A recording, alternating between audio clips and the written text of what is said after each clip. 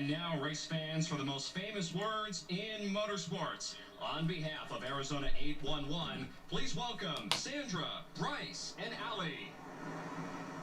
From all of us at Arizona 811, welcome race fans to beautiful Arizona. Safe digging is our daily passion. Today, we look forward to a fun and safe race. Drivers, start your engines!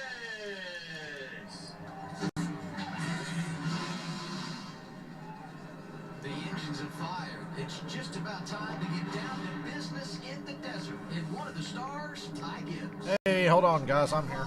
Is a legend. And at 18 years old, he's going to win in his first career start. So victory at Daytona.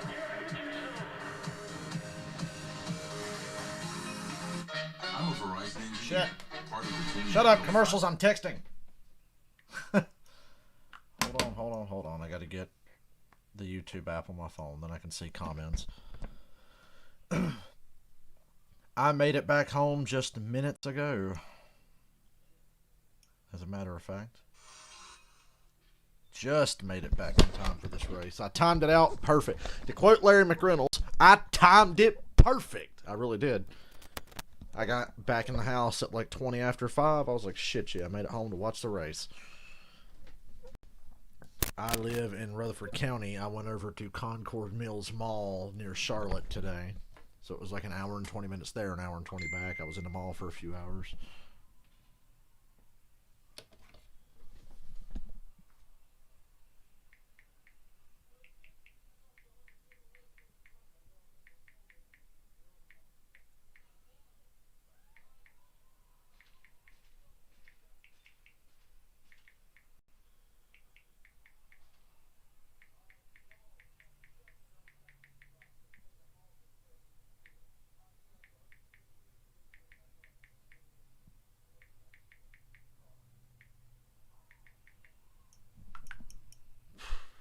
Hey, DFS.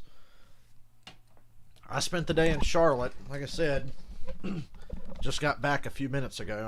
I was timing it all day, like trying to get back in time for the race. I knew I would, and got back pretty much the perfect time, about 5:15 or 5:20. Got back in the house. Spent some money today, but I wanted to buy some shirts and stuff. I had not gone shopping in quite some time. Today was like the most I've been out in public since COVID started. Happy to say that literally everybody in that mall had a mask on. And I was really happy to see that. Like there was nobody walking around without a mask. And I was like, that's good, because there was a lot of us there. I ate at Dave & Buster's and then came home after everything. I bought like 12 shirts. I bought Goodfellas on Blu-ray. It was only like $15 at FYE, and I was like, you know what, dude? I don't have a lot of movies anymore, so I was like, I'll buy Goodfellas. It's a movie worth buying. It's a steelbook too. It's pretty cool. Told my dad he could have the DVD. He loves that movie. I'm keeping the Blu-ray, but he can have the DVD. That was my day. I went shopping. I haven't unbagged all my shit yet. You know, I bought a lot of stuff. So I'm going to be unbagging after the race. Like, oh yeah, I bought this, and get happy again when I see all the shit that I bought. But I got home just a few minutes ago, so I threw the bag down and set up to do the stream here with you people. I got NASCAR 07 and NASCAR 08 for PS2 in the mail today. Hey, Michael.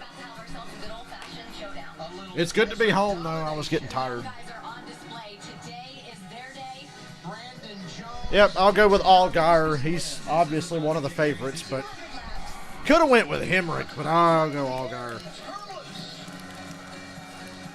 40 NASCAR Xfinity Series vehicles have rolled off the pit lane and hit the track. 4 races this year. Come on, little mail package open. I'm trying to open my NASCAR 07 and NASCAR 08 that I bought. Oh, hell yeah. Man, I love shopping from this video game website. They send you, it's like getting brand new PS2 games. They come in the shrink wrap. The discs are always in like perfect condition. This looks like NASCAR 08 and NASCAR 07 fresh off the shelf in like 2008. 425 if Allgaier wins. Well, it's better than nothing. And Ty getting it done behind the wheel. His father, Coy, was also an outstanding racer. It's better than nothing. And his first ever start in the Xfinity Series. So now I have NASCAR Thunder 2003, 2004, 2005, 06, 07, and 08. I might get 09, even though it sucks. I'm actually happy to have 08. I never got to play 08. I had the shitty Xbox 360 version of 08. So I look forward to playing that. We got Daniel Suarez and Joey Logano in the booth today. You know, Michael, what sucks about betting on Xfinity Series races is that there's only about 12 guys that might have a chance to win. So the odds are always going to suck because they're always going to be so heavily favored. There's not a lot of cars to really bet on and say, oh, I believe they can win, you know. Hey, Dibs. I'll call you Dibs. All right, man. It'll be fun to watch. Have a good one, bud. Hey, who wants a digital download for Goodfellas? Who wants Goodfellas? I got a digital download code. For Ty Gibbs in this race. All right, let's look at the track map because when you talk about unique venues in NASCAR, this is one of the. Yeah, we're doing a giveaway. You can watch Goodfellas anytime, anywhere. You can shortcut this thing 3, 4, 5 lanes down and get, especially on this restart, 4 to 5. I'm firmly planted in my computer chair, ready to watch a race. I can't believe I got home at the perfect time. I was like, I'm either going to be too early or too late. Nope, I got right here just before the race. And then you get your tires dirty, cold. You get into the corner one. Most likely you're going to be 3, 4 wide getting into that corner. And that's where the real party starts because you need to get a good run on exit of the corner 2 and then really heading into corner 3. Yes, a turn 3. This is. Yes, the pick today is Justin Allgaier. I don't think his odds should be that high based on where he's starting. But like I said, odds in Xfinity Series suck. You're only going to get like $3 if you pick a winner. Cars get loose underneath the other one, and next thing you know, they're up high in the wall possibly. So a lot of action packed around this racetrack. I know officially this is. It rained in Phoenix the last 2 days. Thank God it cleared out. Michael, I thought about Justin Haley. But I said I'll go with Allgaier just because I believe in him. I usually try to pick who I actually think is going to win the race. Sometimes I'll play the odds, but I'm just like, come on, I think Allgaier's going to win. Why do we have a competition caution at lap 20? Because it rained yesterday? Not like they practice anyway. And now we hear from our pit reporters, and we start things off with Jamie Little. Good afternoon, Jamie.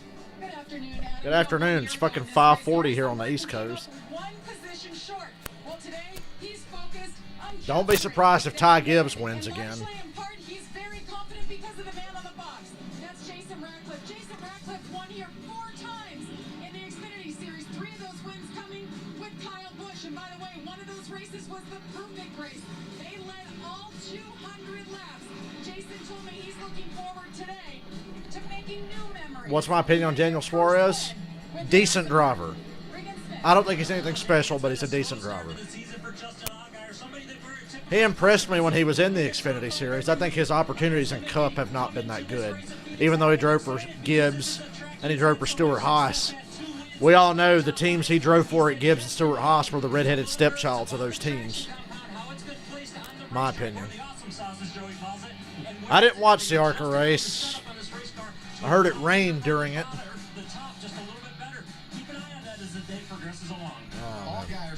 We spring forward tonight, people. Don't forget.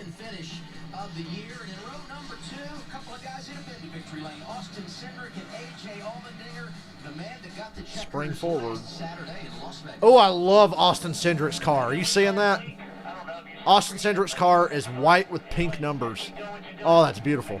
Cindric has the best paint scheme out here. I love it.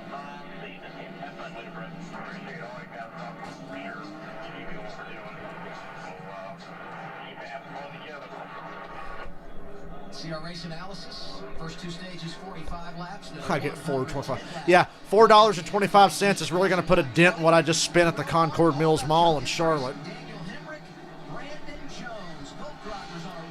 But it's a start. Green flag. Hamrick, Jones, Cindric in that awesome pink and white car. Going way down low to try to get the lead early. Boy, that's pretty aggressive for lap 1. Remember, competition cost at lap 20 for what I have no idea.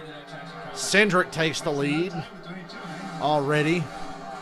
Cindric won the championship here in November with a move similar on the final lap to what we saw on the opening lap here. Phoenix, you know, I've been playing NASCAR 06 lately. I'm really good at Phoenix. I miss old Phoenix. You know, I think the new configuration of Phoenix is great. It's one of the few times where they reconfigured a track and didn't fuck it up. It's really good. It's just different. But I got to play old Phoenix this week in NASCAR 06 and really enjoyed it. One of my all-time favorite racetracks. Be patient. You have to go and attack because the cars are all in front of you. That's the moment where you can pass the most quickly. Definitely. I always thought that the restarts are probably the easiest way to either gain or lose position. So, everybody be sure to scroll social media and look for boomers complaining about not being able to understand Daniel Suarez. Because God forbid anybody else be from another country. This is America. Harrison Burton driving that 20 car. He's in the 5th position inside of Justin Haley, one of the drivers a part of the championship when we raced here just about 4 months ago.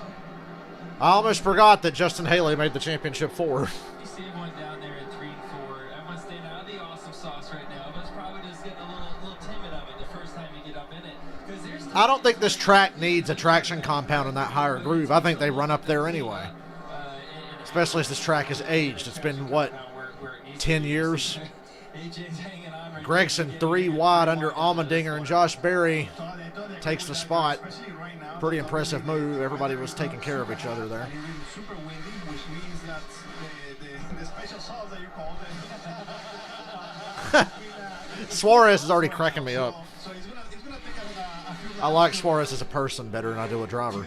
I think very highly of Daniel Suarez as a person. Driving, he's all right. I hope he has a good career ahead of him. He's had some tough breaks. He and Ty Dillon, I think he's a better driver than Ty Dillon, but they're both kind of in the same situation. But at least Suarez has a full-time cup ride. Just a brand new team. God, Cindric's car is sexy, man.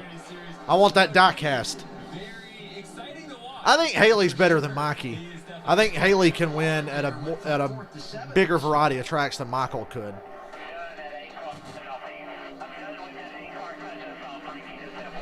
Chris Rice is telling Allmendinger to get at Josh Berry. I think the Junior Motorsports cars are not good at making friends. I like Josh Berry there. Was really excited about racing because of the short track feel. And Regan talked about him in the open. Here's Justin Allgaier getting inside of Brandon Brown for the 11th position. Oh, yeah. The Trackhouse team, if anything, this year will have the best paint schemes in the garage on the Cup side anyway. Yeah, Ty Dillon's not that good. I think Austin's a better driver, but I like Ty better as a person.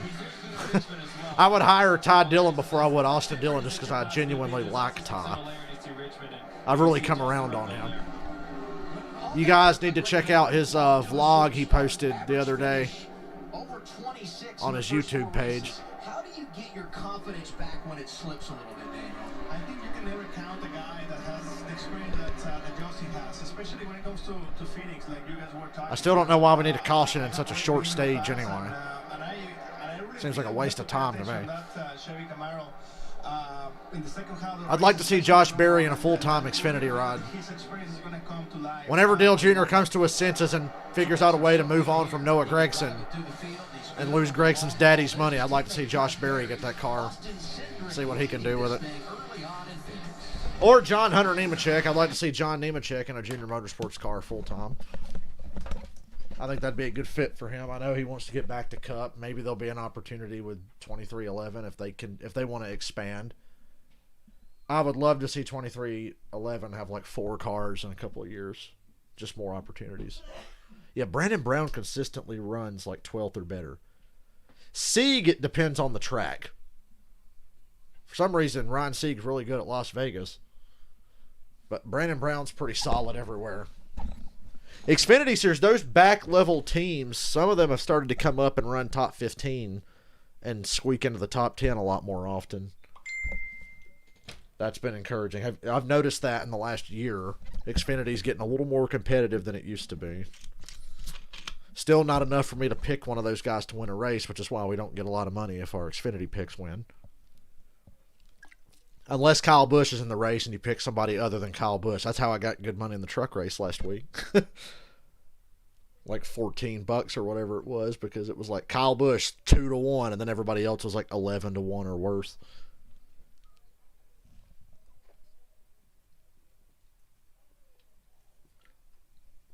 God, I'm thirsty. I'm guzzling this shit because that was a lot of walking today. That was the first time I've been in a mall in a couple of years. And it actually threw me off being in a crowd of people like that again. It's been since well before COVID. Like, I would say probably that Alice Cooper show I went to in late 2019 was the last time.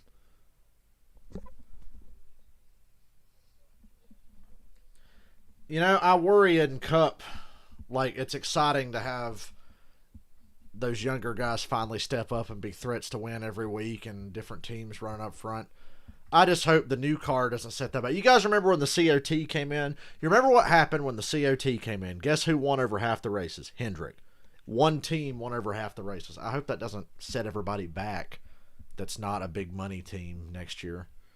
Hopefully it'll just make everybody even more competitive if everybody's starting with something new. But I just remember when the COT came in, it was like Hendrick had already been dominant. But they in 2007, my God, dude.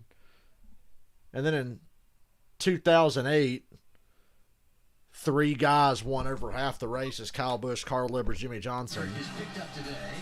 3 different manufacturers, 3 different teams, but it was like the super teams had a stranglehold from 2007 on. I'd say from 2007 to 2011. Then in 2012, it got really ultra competitive again. 2011, 2012, it was super competitive. And then the Gen 6 car came in, and we were back to square one. And yeah, you talked me out of that Kyle Busch thing. I was just being cynical last week with that Kyle Busch pick. But I'm glad you talked me off the edge of the cliff, because it worked out. John Nemechek got us that money. I am way more excited for the truck race and Xfinity race next week than the Cup race at Atlanta. Aren't you? Boy, Cindric. Ooh, we got a smoker. Hey, here's your competition caution. If they throw it. We got a caution coming in 3 laps, and the 5 car just blew up, I think. Go ahead and throw it. Just call this the competition yellow so we can pretend that we didn't throw a caution for no reason. Boy, Brett Moffitt, Brandon Brown, and Ryan Sieg and Jeremy Clements are like getting really close to being consistent top 10. If in case you're wondering, Riley Herbst is running 19th right now. Riley Herbst, in the best car in the series, is running 19th. Car won 9 races last year. He's 19th.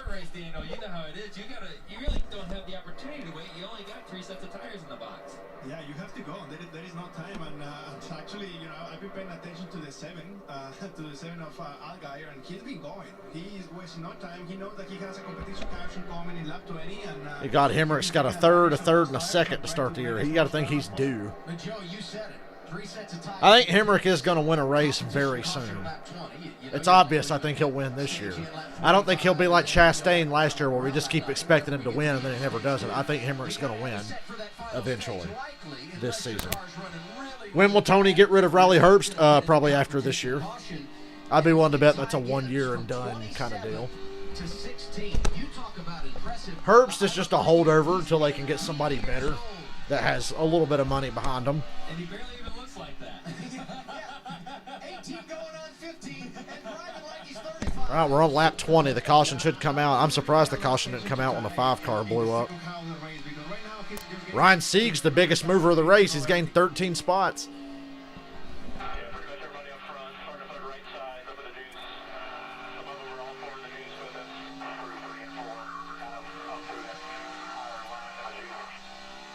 Okay, we call it traction compound. And we have a caution. Tanner Gray in the 98. Others call it the juice. I'm going to, well, Todd Gilliland maybe. I don't think Todd Gilliland should get it, but I could see him getting it. And we'll monitor his progress as we have hit the competition. I don't know. It won't be Riley Herbst in it next year. I don't know what his contract is, but for some reason I just feel like he's 1 year and done. Yeah, they could go to commercial for this caution because they know nobody's going to pit, thus defeating the purpose of the caution. But anyway, Matt Mills blew up. We have a caution. We'll pretend it was for that.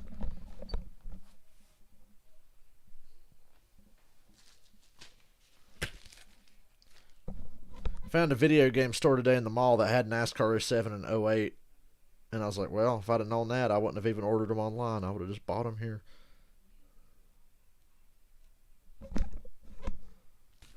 Actually, I got mad because the day after I ordered them, I went to Game Haven for the first time in forever, and there they were in there for like $1.50 each, and I was like, you motherfuckers.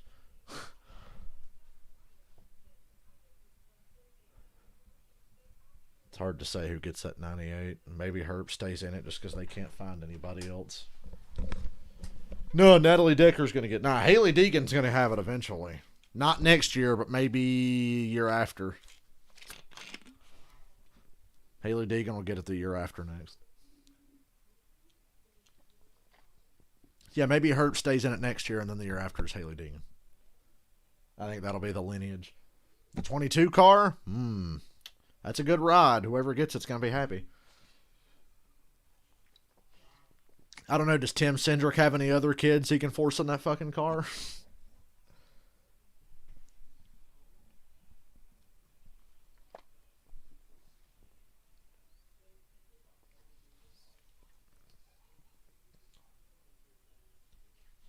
Yeah, don't be surprised if the Penske Xfinity team goes part-time and they just have Brad, Joey, and Blaney or whoever share it. Oh, yeah, I've seen all the complaints about the Nashville Fairgrounds. It's too loud. Them NASCARs are too loud. Move then. You got a house near a fucking racetrack. Oh, the city just fucking does it any damn way. What the fuck are they going to do? Complain? Move somewhere else? Who gives a fuck? Just do it. We will have NASCAR racing in the top series at the fairgrounds come hell or high water.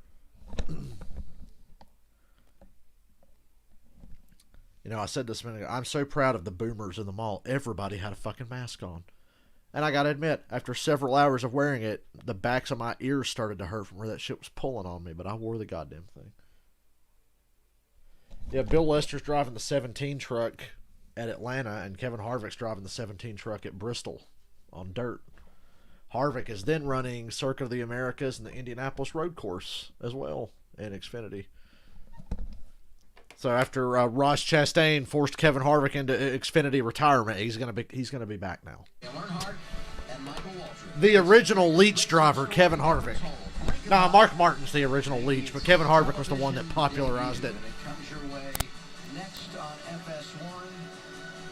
Amazing, it's been 20 years. And I've set that blink of an eye Michael Waltrip thing to record on my DVR. Because I'm going to want to mess with all my new stuff after this race is over. I'm not going to have time to watch Michael Waltrip leech off of Earnhardt's name anymore. So I'll watch it another time. Because his car has been very uncomfortable. I mean, it certainly feels like the rotors are really warm. Justin Haley's running the top 5, and he says his car is not very comfortable. He said it's just been miserable, and they told him, all right, we'll get the car better for you so you can get on the gas more, but we can't fix that shake in the car. Now, I will say this. I feel at times like Haley is the boy that cried wolf, right? I mean, he talks... Now, that was Matt Kenseth. Matt Kenseth used to holler and scream that his car had all these crazy problems, then it would run just fine and get a top 5. And a lot of times, you know, you feel this when your foot's on the brake, obviously, and you feel it just shake the whole car. It'll shake to where you can't really even see very well. And a lot of times, it's actually from cooling the brakes too much. They get really hot, really quick in the quarter inch, but you have these longer straightaways here where it cools them off a lot too, and it's just going through too much of a temperature swing. Totally agree with that, Joey. I was about to mention that the cooling is super important and probably something that will... Look, if I can understand Daniel Suarez, the boomers can't say shit. In the brake ducts, just try to keep the but I know they're gonna. Warmer, and probably that shake will go away. We're going to get the one to go here, so these drivers... Should Paul Menard run full time? If it gets Riley Herbst out of the 98, then yeah, put Paul Menard in it. And then Haley Deegan will get it the next year. He's actually asking for some tape for the windshield or for his visor because, as you can see right now, the sun is out. It hasn't been out all day long. Now that that sun is out, there's an issue going down the backstretch for these drivers being able to see as they get into turn 3. Cindric has the best car and fire suit. He's just got pink on. Can't do it all, right? No practice, no qualifying. I don't get to see the paint schemes till the race starts, so I'm like in awe. Cindric's car makes me want cotton candy. Now he's the leader, takes the outside lane for the restart. What do you guys think there? Well, I mean, this choose rule has really thrown in a whole new wrench into everybody's plans when it comes to restarts. There's so much that goes into what lane you choose, and here I do have to say I think the top lane is the lane that's going to be preferred, especially as you go back into the 6th, 8th place ranges. But hey, if you can gain a row or two by going to the bottom, I don't know, Daniel, what do you think? You probably take it. I take it. I feel like at this point in the race is very early. They're playing around. They're seeing what works, what doesn't work, and they're going to learn. I heard Carl Edwards is going to run for Congress or something. He would be a good politician because he's two-faced and full of shit. Green flag. 19 to go in stage 1. Cindric got a great launch. Hamrick and Harrison Burton are going to cut down on the apron.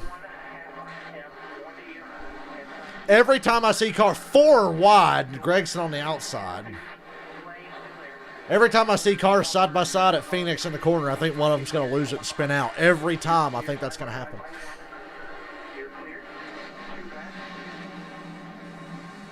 Yeah, I'm subscribed to Haley's YouTube channel, but I never watch any of it because I think her and her family are fucking airheads. But I am subscribed to the Haley Deegan YouTube channel. It's all about the exit, keeping that momentum down the back straightaway as he cleared it. God, my legs hurt. I've been walking all day. Shopping is hard work.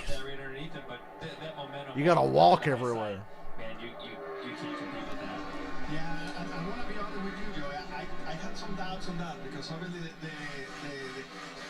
My pick, Allgaier, picking his way to the front. He's 7th. He started 13th.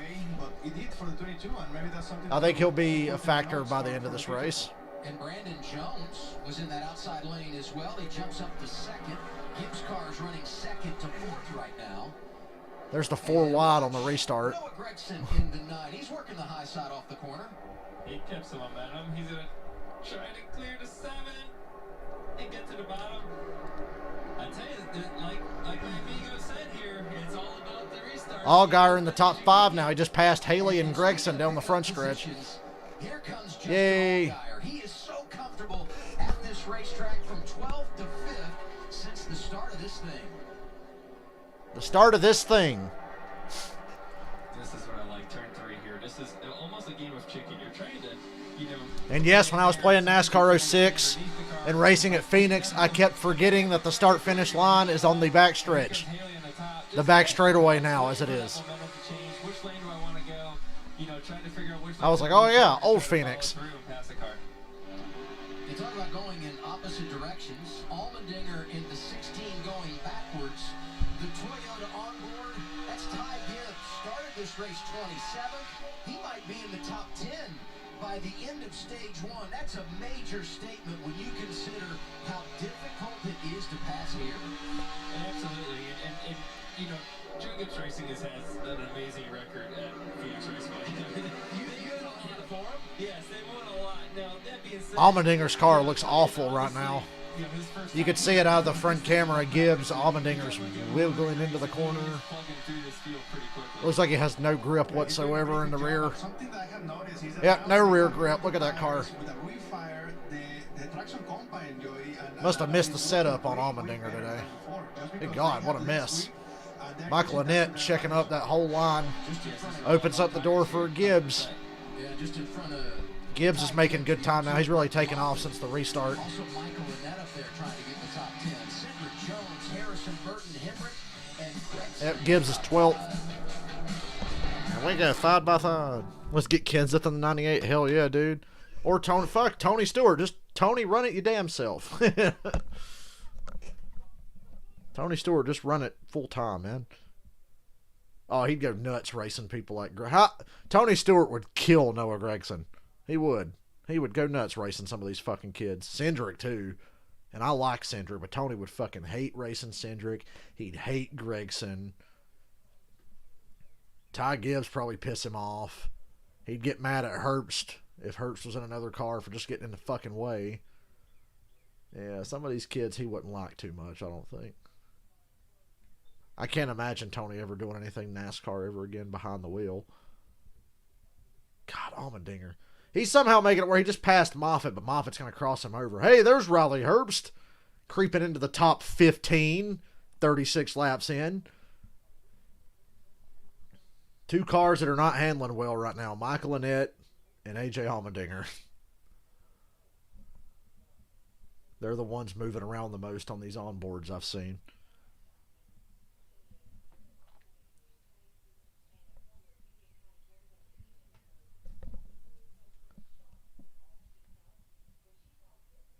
Ten to go in stage one. Herbst looking under Allmendinger. Come on, Allmendinger, that's embarrassing.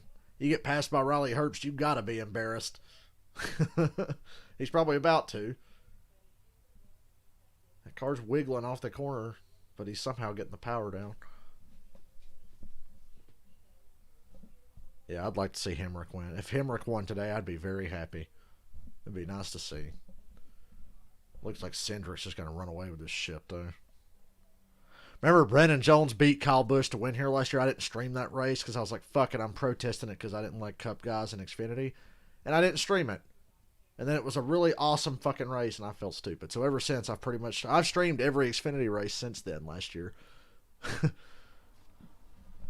I hate that I'm going to miss a Cup race when I'm at Darlington, but you guys can do without me one Sunday.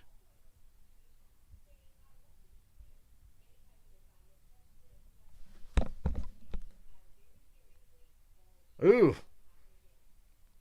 Allmendinger put the bumper to Herbst. Herbst had passed him the lap before, and Allmendinger put the bumper to him going to 3. I don't know if it was Herbst checking up or what. 10 laps to go for the Xfinity Series. Maybe Herbst just checked up a little early for the corner. Stage points in top left. That's Michael Annett trying to get 10th away from the 2 of Myatt Snyder, and Ty Gibbs had a front row seat for all this action. I didn't expect much of Connor Daly in trucks. A.J. Allmendinger, he's back to 14th. Riley Herbst. Oh, there's why he put the bumper to Herbst. Herbst got him real loose. And then he flipped Herbst off, and then the next lap, he hit Herbst going into turn 3. What's up with Allmendinger, Jamie? Yeah, last week's winner started this race 4th. He's already lost 10 positions. AJ has not raced an Xfinity car here since 2008. So Good God, he hasn't been in an Xfinity race at Phoenix since 08. They weren't even driving these cars in 08.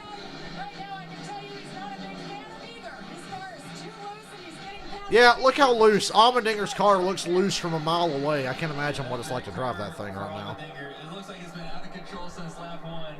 And the battle going on between the And him and Herbst are going to kill each other here. Pretty fun to watch at this moment. 5 to go in stage 1. I don't like any of them either. I don't like Annett, Brandon Jones, or Riley Herbst. I really don't like Riley Herbst. I think he's trash.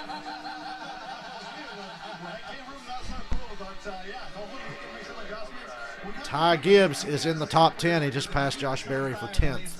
So they haven't made any adjustments. Hopefully they can make that 16 car a little bit better for the second row. There's a window separating us.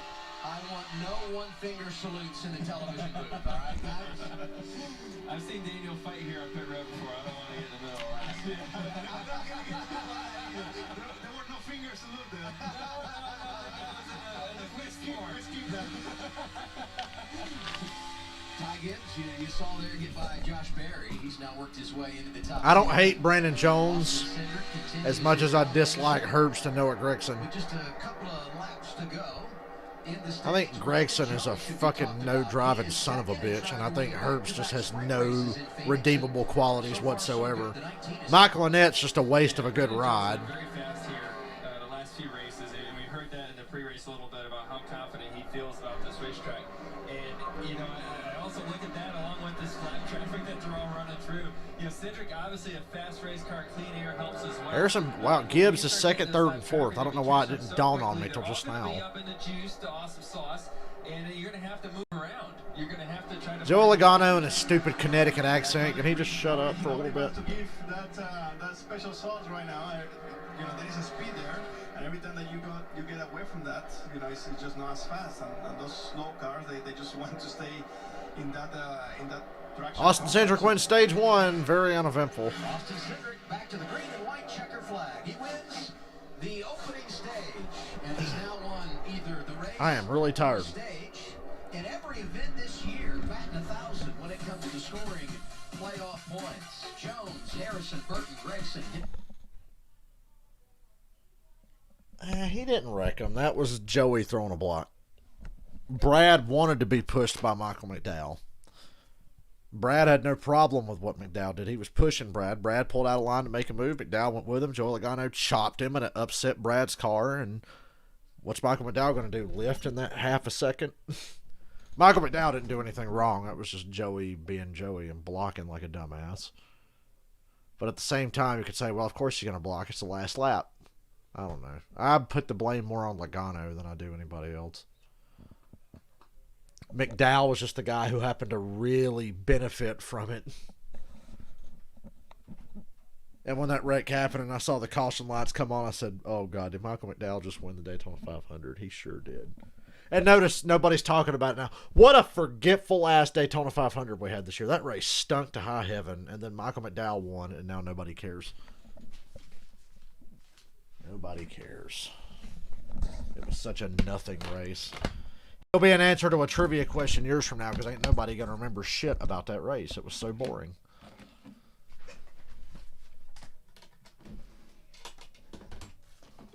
Get these NASCAR, excuse me, 07 and 08 for PS2 out of the shrink wrap.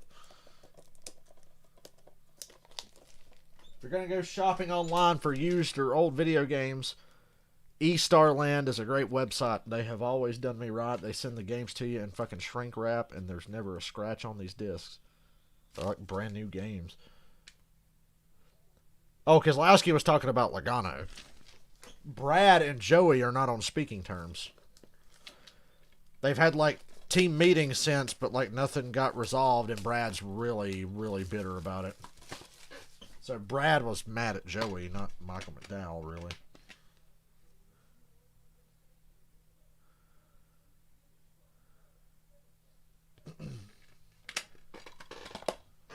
NASCAR 08. I'll probably play this one first because I never got to play the PS2 version of this. I heard it's bad, but it can't be any worse than the fucking Xbox 360 version of this game that I was crushed by when I got it for Christmas when it was brand new. I got NASCAR 08 for Christmas in 2007. Played that shit for like 10 minutes and was like, man, this fucking blows, dude. I was like, what kind of dog shit is this? And I was so happy too because the graphics in NASCAR 08 at the time looked so good. This is your teammate. So I heard the PS2 version's better, but not that great. I swear, Ty stole Shaquille O'Neal. On the back of the box, the car of tomorrow. And I think Regan actually needs a chiropractor appointment. Wonder how the car tomorrow in this game handles compared to the regular car, because on the back of the box, it's like, oh, they handle totally different. He goes to the 23 of Lane Perkins, making his first career start. Driving for hours. Oh, and this is one of them NASCAR games that has some rewind mode, where if something fucked up happens, you can hit the rewind button and go back and rewind time and do that part of the race again. Oh, this is the first NASCAR game that didn't have manufacturers in it. That's lame. Because the CO, I'm looking at the back of the box, and it's just a bunch of like COT cars with no logos on them. But the softest way to crash is going in backwards, which I don't know if you meant to do that or not, but either way. Why did Tony Stewart get to be on the cover of 2 NASCAR games for EA? He was on Thunder 2004 and NASCAR 08. On the front straightaway here at Phoenix, so not a fun feeling at all. It's not fun when you know you're about to wreck for a few seconds before you hit it. It's just not a good thing. So unfortunate for him for sure. Delay in opening pit road because the crash happened right over near the entrance. And now our Ford Performance track facts: 8 different Ford drivers. Wait, something happened at pit road? Phoenix. Jeff Burton, the first to do it in 2000. His son Harrison racing here today.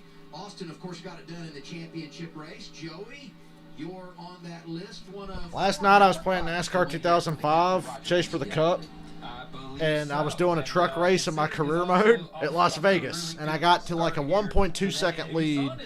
It was time to pit, and I sped on pit road by like half a mile an hour. Like in that game, it's like 70. I must have barely went 71.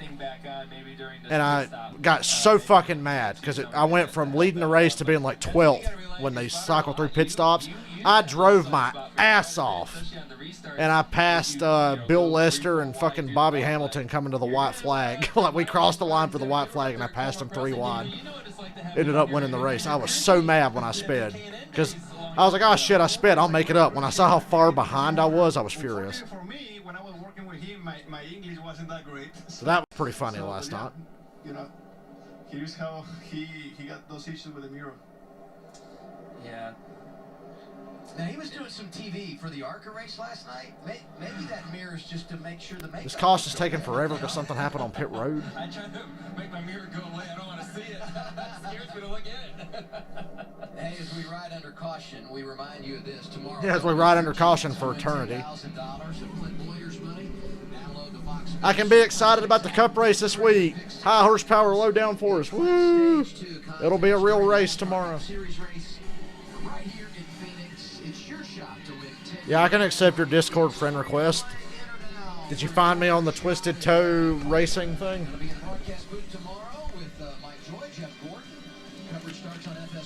I'm never on Discord, but I'm a part of that one. We'll be in studio with us doing NASCAR Race Hub Tuesday night. It's 6 o'clock Eastern time here on FS1. Good start to the day for Riley Herbst up to 13th and in desperate need of a good run. Pit road is open, and I'm sure they all want to get down for service. Here they come, Jamie. And a good start for the 20 of Harrison Burton, gained a few spots. Finally, pit road's open. Opening stage, he comes into his pit box. He says he's fired off a little bit free overall, pretty decent. Didn't want to take any major swings at it. They're pulling that tear off a 4-tire stop here. Let's go down pit road to Regan. Well, leader Austin Cindric, the 22 car. That race car is pretty good right now. It keeps getting better. They told him to stop short. There's going to be a car coming around him at the end of his pit stop. Brendan Jones, second place. That car's got brake shake issues. He's not very happy with that. A little bit too loose on entry. And the 18 of Daniel Hamrick, upper right of your screen. That car's tight rolling. It means that the front end will not turn when he tries to turn the steering wheel. He burned up the right front of that car. I think the drinking phrase today might be brake shake. And the race off pit road goes to Daniel Hamrick takes the lead. Cindric lost 5 spots. Hamrick, Brandon Jones, Harrison Burton, Noah Gregson, Justin Allgaier are the top 5. Cindric's back to 6th. Hola, Major. We picked Justin Allgaier to win today. We're top 5 right now. Hola, amigo. How are you? Hey, amigo, I'm watching you here. You know, you're doing a great job. Those research. Everybody's so happy when they're around Daniel Suarez. He's like the most cheerful guy on the planet.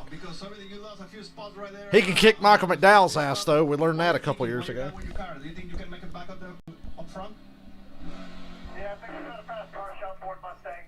Obviously, track position is the name of the game here, as you know, so hopefully be able to regain some of that. But this white pink car through the field. That white and pink paint scheme is so cool. Sounds good, buddy. Long race. Keep it up. Have a fast hard run right there. Have fun, and we're going to be here watching. Good luck. Sounds good. Enjoy. We mentioned the fact that he lost some positions on pit road. Big issues for the 19 of Brandon Jones. He was speeding. Yeah, let's go to another fucking commercial. Make the stage caution be 20 laps.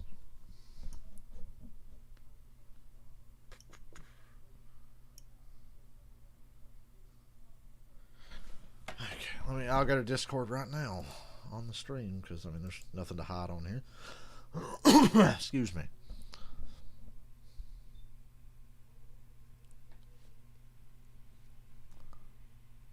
Yeah. Joe with a T. Yay. Right on. If I wasn't streaming with you guys, I would probably be on the Twisted Toe Discord every fucking race. Used to be in the Nixon group on Facebook during races, and then one day I decided to start streaming this for some reason. It's working out, though. It's working out better than I ever thought it would. I figured, I was like, look, I'm going to live stream during races and embarrass myself, and then after a few weeks I won't want to do it anymore. But I kept doing it.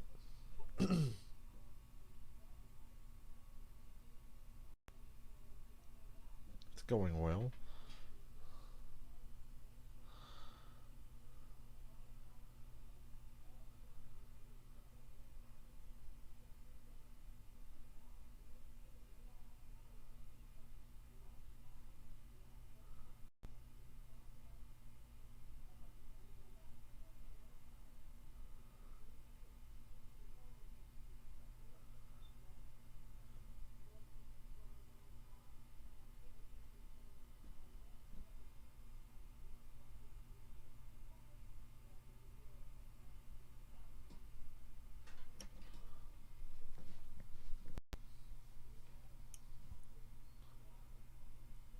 You're welcome.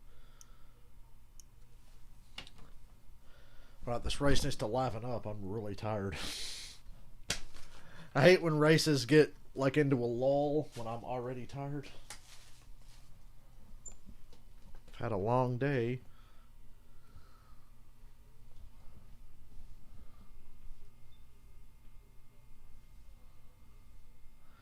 No, I don't play any Call of Duty.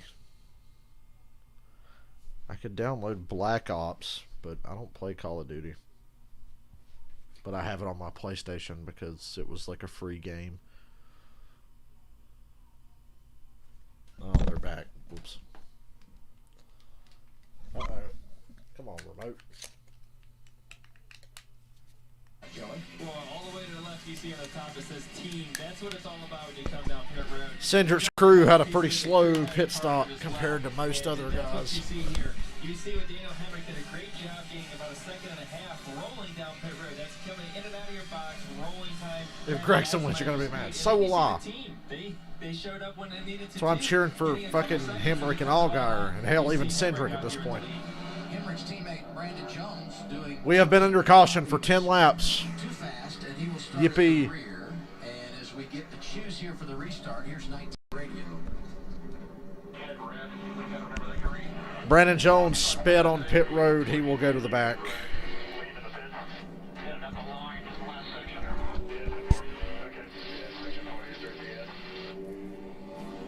That's Brandon talking to his crew chief Jeff Mendering.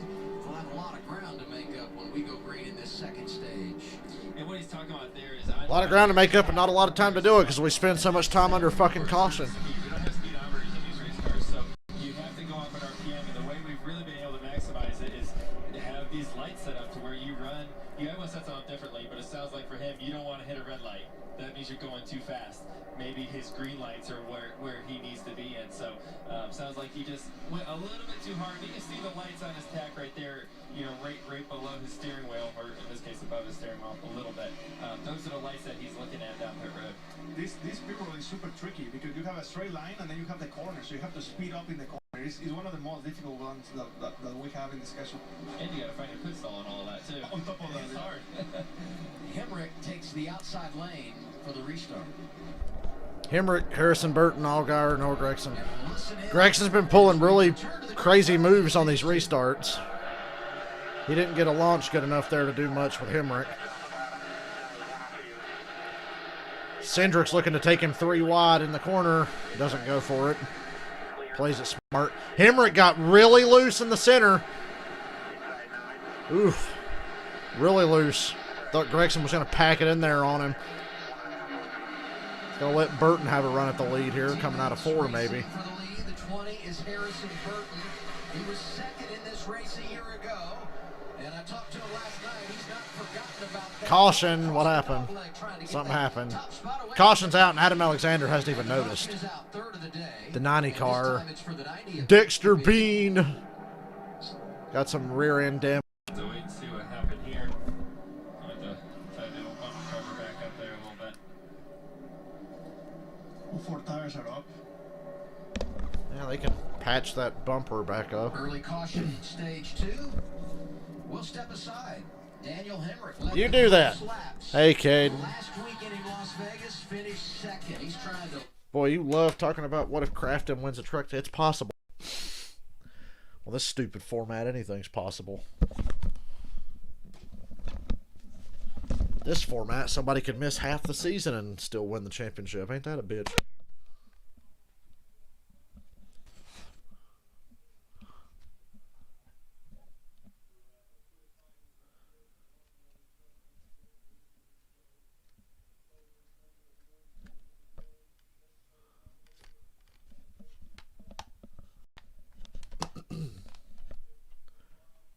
Goodfellas set is cool.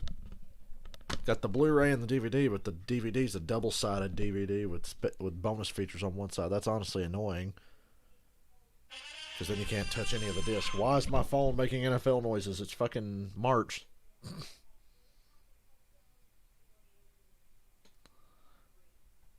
Any triggered boomers? I was mentioning that earlier. I'm like, yeah, the boomers are not going to like this. I can't understand what he's saying. You know, you're going to hear a lot of that. I'm sure if you go looking on social media right now, you can find it. I can't understand what he's saying. Austin Dillon won Xfinity. He sure did, didn't he? And his brother won a truck championship in not so impressive fashion and then proceeded to only ever win one fucking Xfinity race. Yeah.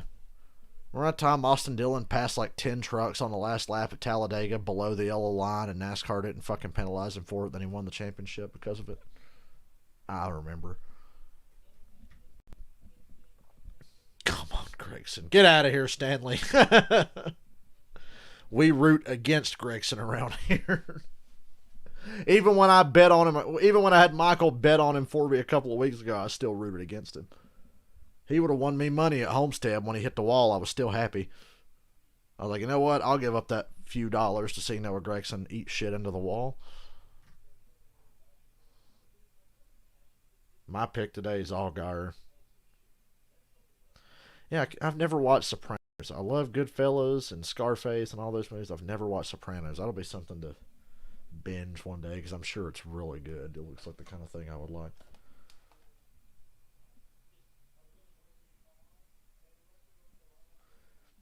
All I bought today was clothes, and I got a new wallet and Goodfellas because it was $15. My pick, Allgaier. Justin Allgaier. Only going to win like $4.50 for the pick, but, you know, that's betting in the Xfinity Series. It's such a top-heavy series of, like, favorites. It's like, gee, who's going to win? Cindric, Allgaier, or whatever. It's like, oh, no, I think Dexter Bean's going to come back and win this thing.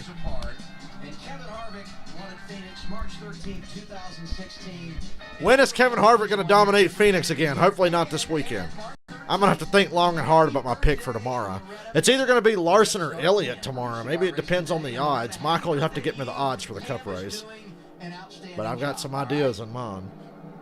What do you guys think? You're not going to jump in on the I won the championship in NASCAR 06 with Dale Jr., and I got Truex and Michael Waltrip to finish second and third in the points. So that was some total team control.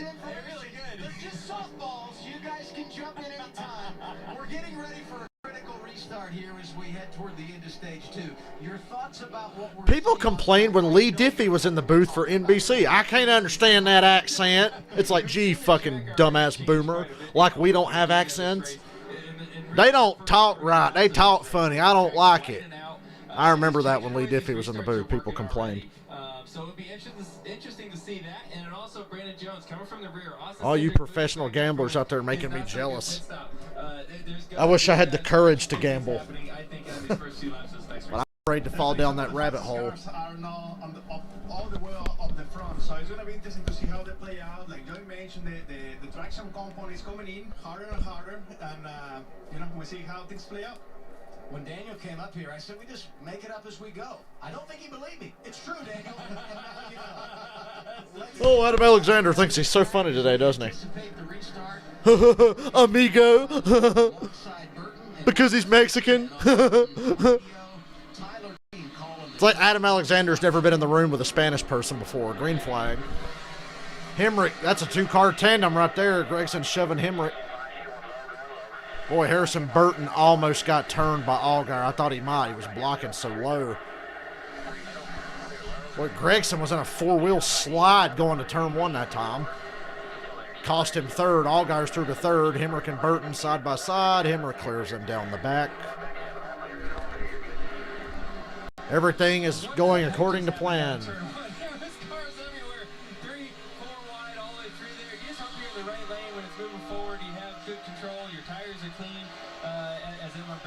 Hendrick should already have 3 in a row because Chase got robbed on the Daytona road course.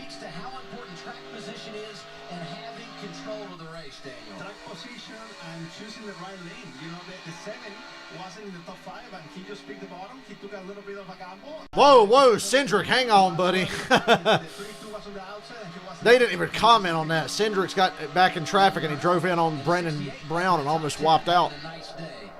And this for second. You mentioned Here comes Allgaier, my pick. I just don't think Cindric got a good restart that time, and Hamrick's checking out up front. To his season, but this is his racetrack. He has plenty of experience. He's been through slumps before. He's had speed all year, even though he hasn't had the best finishes. Adam Alexander was your hometown sports anchor. I bet you guys are glad that he moved. I don't know where that smoke's coming from. That looks a little interesting coming off the 9 car there. Yeah, and what's odd about it, this is right as we were coming green, right? So you wouldn't have anticipated that Jimmy Johnson's the reason for a lot of things that we don't like. I love Jimmy Johnson, but they couldn't tolerate him dominating. And yeah, Gregson was dropping fluid on that restart. I don't know what that's about. Definitely coming for the 9, and that's what, look, it washes him all the way to the wall, and Cindric goes along with him as he slides through all that. Is he still dropping fluid? If that's water, it's not good. Let's listen to the 9. Yeah, Gregson's smoking. Uh-oh, that looks terminal. Gregson's blowing up. Sorry, man. That's it, guys. He has on fire. Oh, yeah, TV ratings, because it did so much for the ratings. See, I know that's why they switched to the elimination format, was to try to get the ratings up, but it literally had the opposite effect. Gregson, get to pit road, for love of God. Gregson's on fire, and he's still driving around. Caution's out. Yay, I'm sorry. I know you bet money on Gregson, but he just blew up.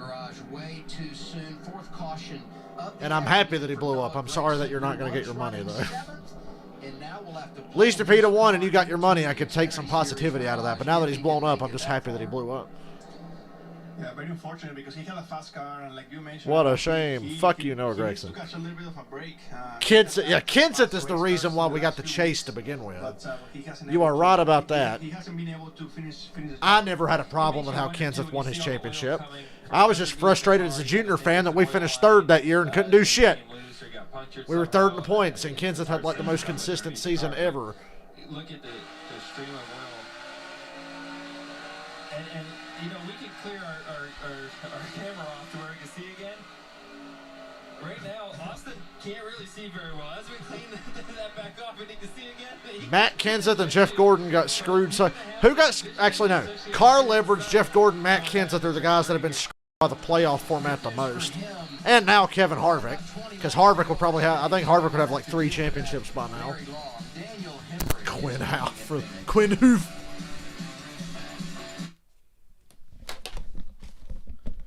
Quinn Half couldn't win if 35 other cars wrecked out. God, I'm tired. If this race wasn't on, I'd probably be asleep right now. I kind of regretted going to the mall today. I spent money, and now I'm tired, but I at least got to go shopping for shit that I don't usually get to go shopping for.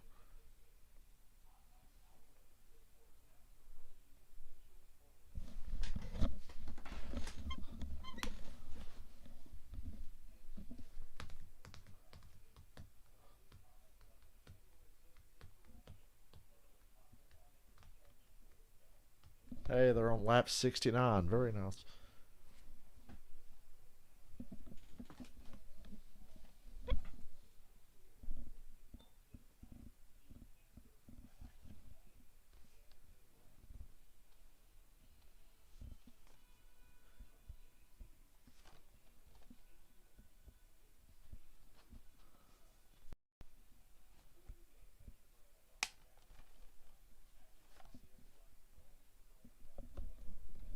Actually, Brad would have won the championship in 2012 anyway, but Kenseth should have won it in 2013, I think. But Brad actually would have won it in 2012 regardless. There's a few times where that would have happened. Tony Stewart in 2005 would have won it regardless. Jimmy Johnson would only have like 3 or 4 championships. Jeff Gordon would have 7.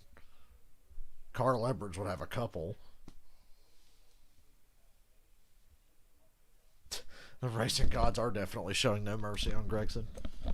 He's not had a lot of good luck this year, and I'm fine with that.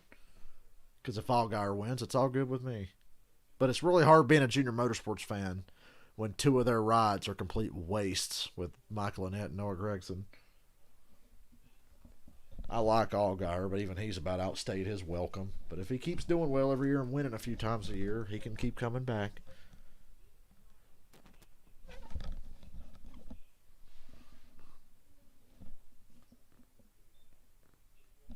I'll allow it.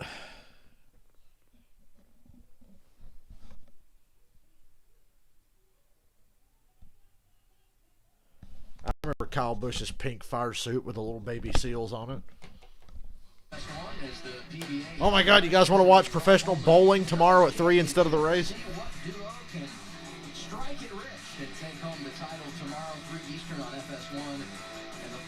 You know who watches professional bowling? Bowlers and their moms. 3 o'clock Eastern bowling here on FS1 on Fox at that time.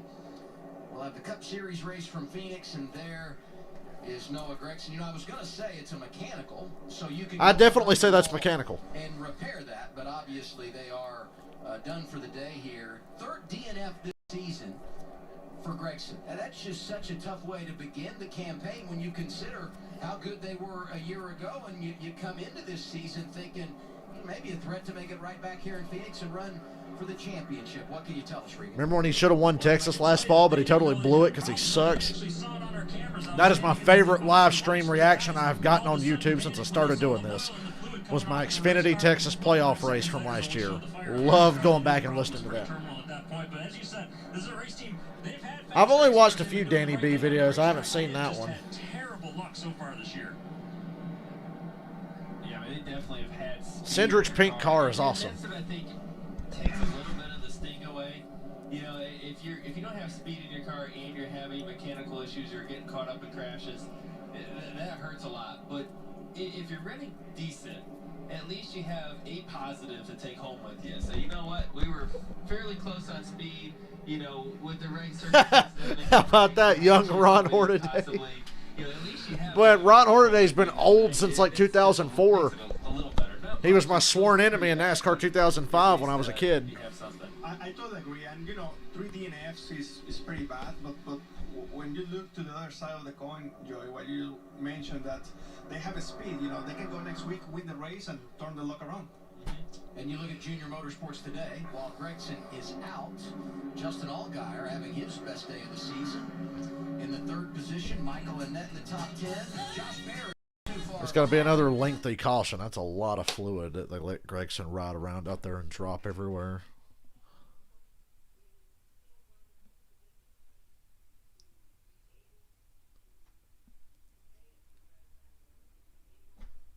I didn't go into the Bass Pro Shops today at the Concord Mills Mall.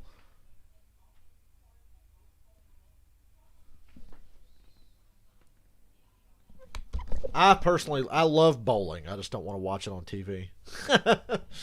I used to go bowling a lot when I was younger. My dad, for some reason, had a thing for it. We went bowling a lot. You're enemy NASCAR.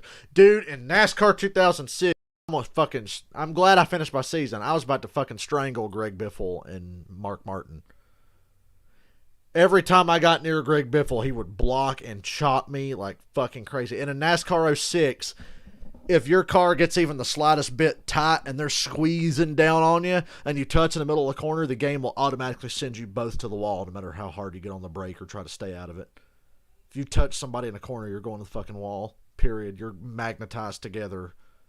And I started playing NASCAR 2005 again last night, and that doesn't happen in that game. And I was like, oh, cool. I can fucking run aggressively side by side with somebody and not worry about us getting glued together and getting sent straight to the fucking wall.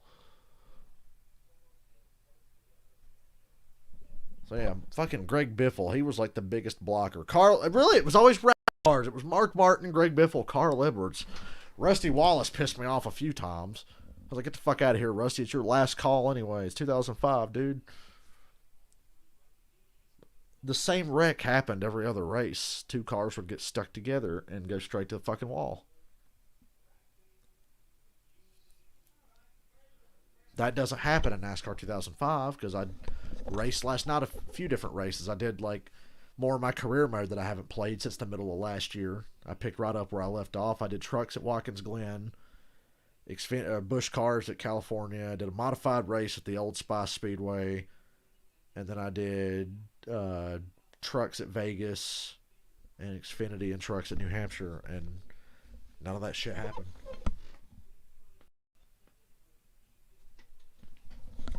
Me, it was the fucking Roush cars that were pissing. Except Matt Kenseth. I never had a run-in with Matt Kenseth my whole season that I just did. I was so happy I got the 3 DEI cars, 1, 2, 3 in the points. I had Junior clinch the championship, and then I spent the last 2 races making sure Michael and Truex caught up to me in points to get the top 3. Alan, we'll send the check, buddy. We appreciate you promoting what's coming up later tonight on FS1. Jamie? Hey, it's a Gregson interview. Is he going to cuss and show us how cool he is? What was happening? At what point did you realize something was wrong? Well, I seen some smoke out the mirror on the restart, but my shifts were clean all day. But I don't really know. All I know is that smoke was coming. I checked my oil gauge. That was showing 65, 70, and then it jumped up to 100, which was strange, but I don't know, let's see. You see a little smoke there, but I think my shift's good. We had a really fast pro shop. 2 chambers left, purple copy, Camaro. I need to find a copy of NASCAR Heat 2001 or 2002, whatever it was called. I don't really like Dirt to Daytona that much. That game was too glitchy.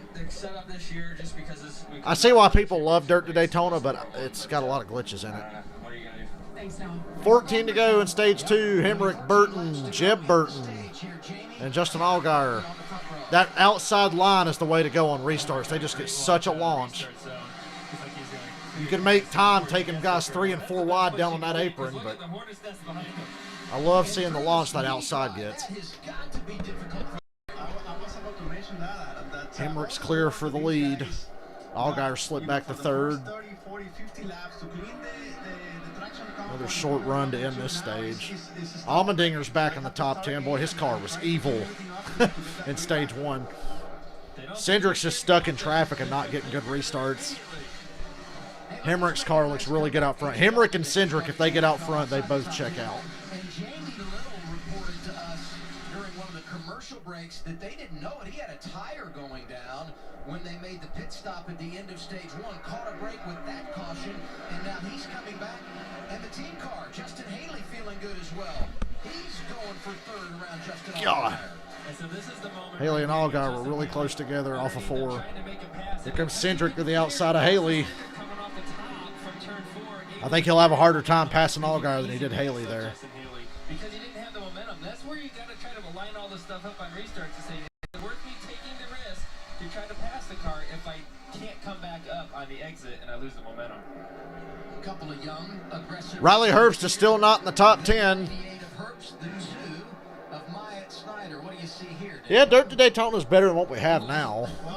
Has the second car Herbst just run over today. He just run over Myatt Snider like he did Allmendinger earlier. That little prick better watch what he does, because these guys don't respect him anyway. And if they get run over by him, they're going to be especially pissed off. Allmendinger already flipped him off and hit him back once. Herbst is not the kind of guy that can get away with doing shit like that, because they'll just fucking wreck his ass. Nobody out there respects his talent whatsoever because he has no talent to respect. My opinion, what happened right there to it too, it was kind of like a chain reaction. I like Justin Haley. I like all the colleague drivers right now. Oh, Brett Moffitt, look out. Oh, he was really loose off of 2, and Brandon Brown I thought was going to run right through him. ARCA sucks. ARCA should just fucking go away. It's a waste of money for the 10 people that still fucking give a shit about it. ARCA is the biggest waste in racing. It should just be merged in with trucks. It should just be make all those guys, give them guys trucks and make them part of the truck series. Or Xfinity, whatever you want to fucking do. Just, it needs to not exist anymore. There's literally no point for ARCA to exist.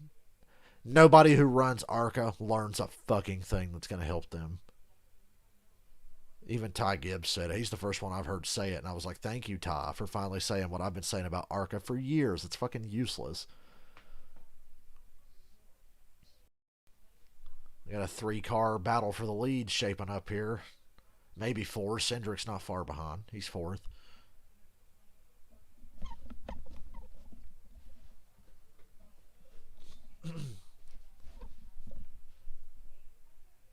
Top 3 guys are running like mid to high in 1 and 2.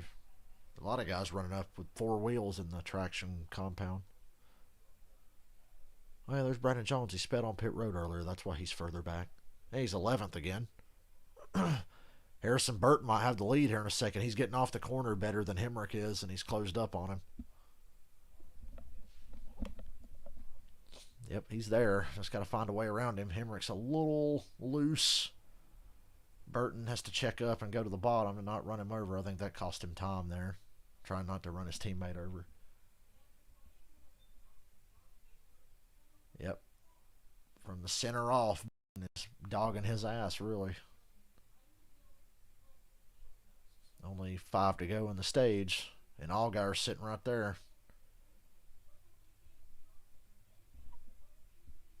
Both of those cars are handling good. It's just Burton's getting back in the gas faster than him. 5 laps to go. It's our second stage by a little bit. Xfinity Series live at Phoenix Raceway with Daniel Suarez, Joey Logano.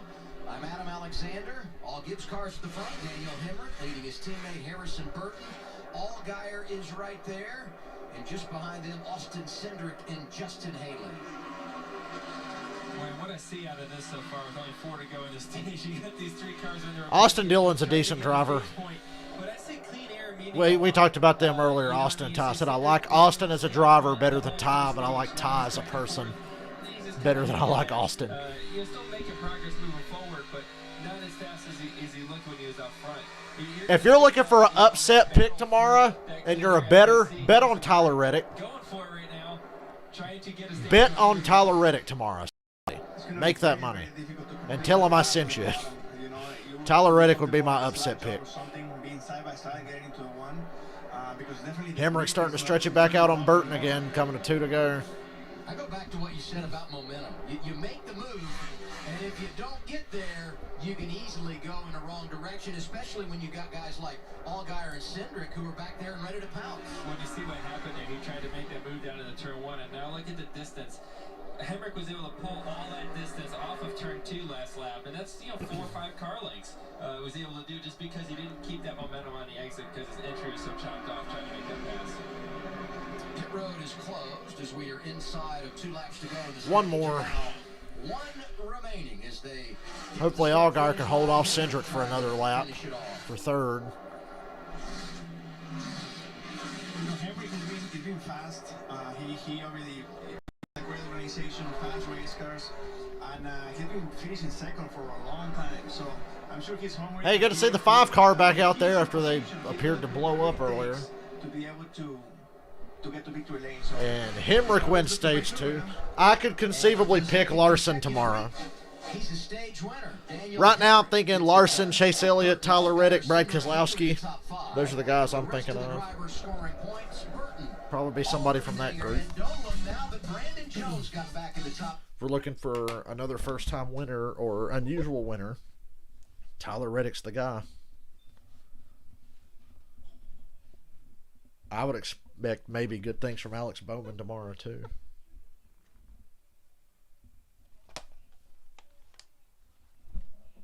I hope Hendrick has a year like 2007. Nobody else would like that, but I would like that.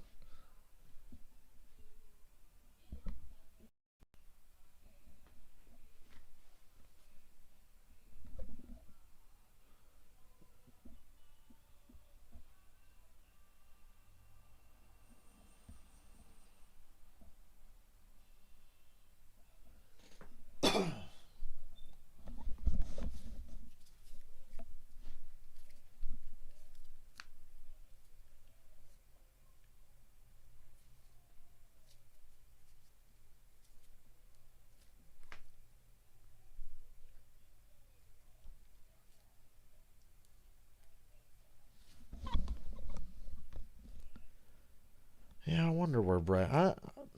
I could see Brad re-signing for another year. Where else is he going to go?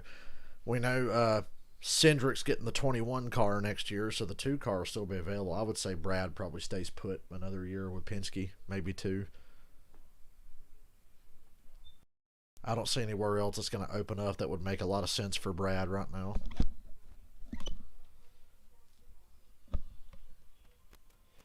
Stuart Haas didn't give her an opportunity. What the fuck? Like, so it's their fault that everybody else at the team was good and she sucked? It's like, come on. She's so whiny.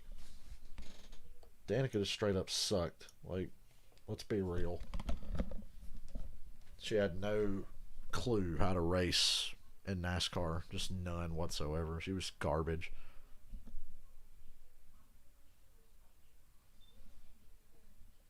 Couldn't even win an Xfinity race. But got a cup rod. Don't worry, that'll be Natalie Decker in a couple of years. When she's out there driving the fucking 32 car or whatever.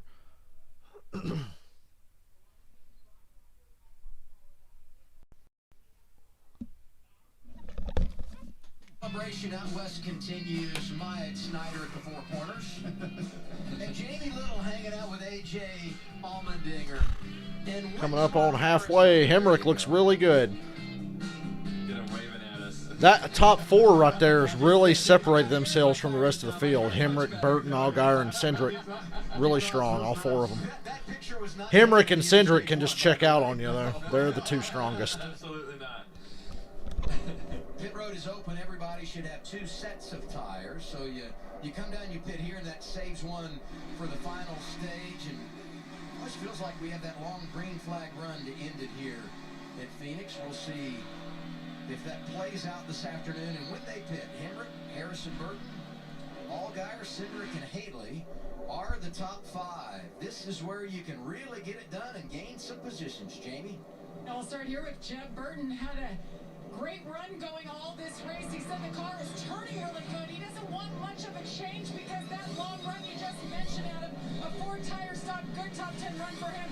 Meanwhile, the 20 of Harrison Burton, happy with the car. A little bit, he said it's hard to pass. They were telling him what to do. He had to back up there, a problem when he just pulled in. They're wiping the grill there.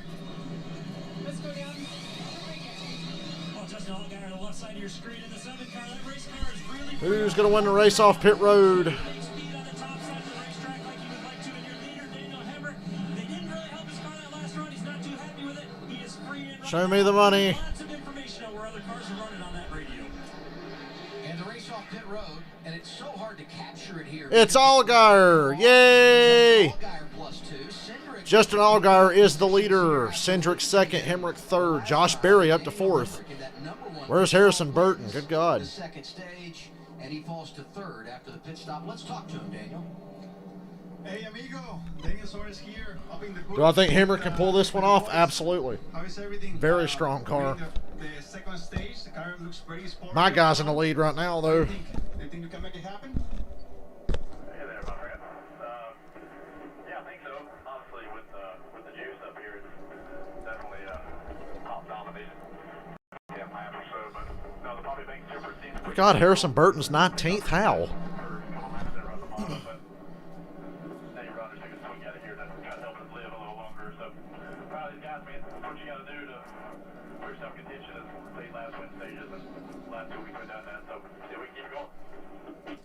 Stand up, buddy. Keep it up front. We're going to be watching.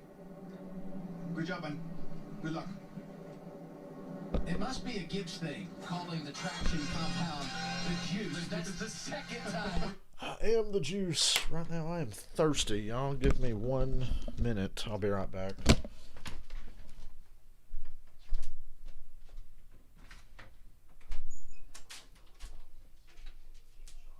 Bought a lot of shirts today.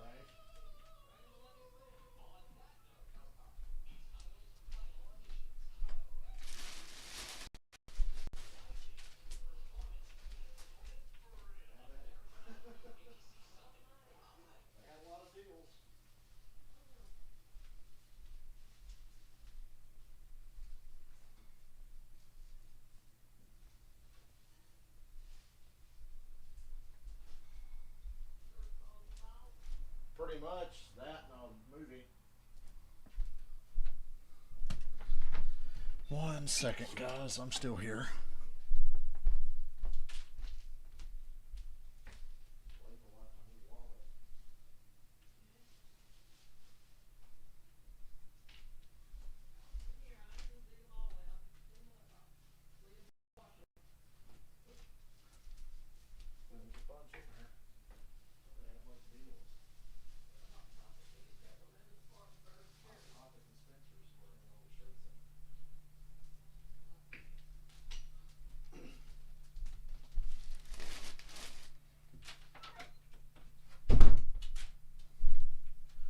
Okay, I have drinks. Could Allgaier win this? Well, I certainly hope so. He's leading right now. I think he can. It'll be the first time he's been the leader, you know. On these restarts, the front row has a very distinct advantage. So I want to see Allgaier get a big launch out front and drive away, hopefully, ideally. And hopefully this last stage will go green if he does. There's no chance the last stage goes entirely green, but you never know.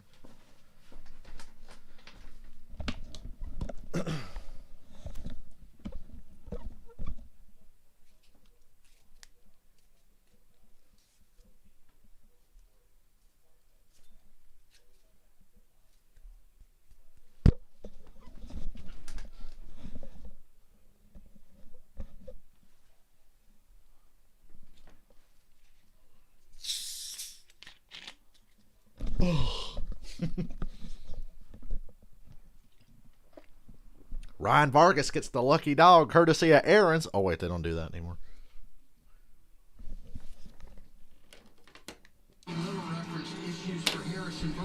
Harrison Burton parked close to the pit wall. They literally couldn't get the left front tire on.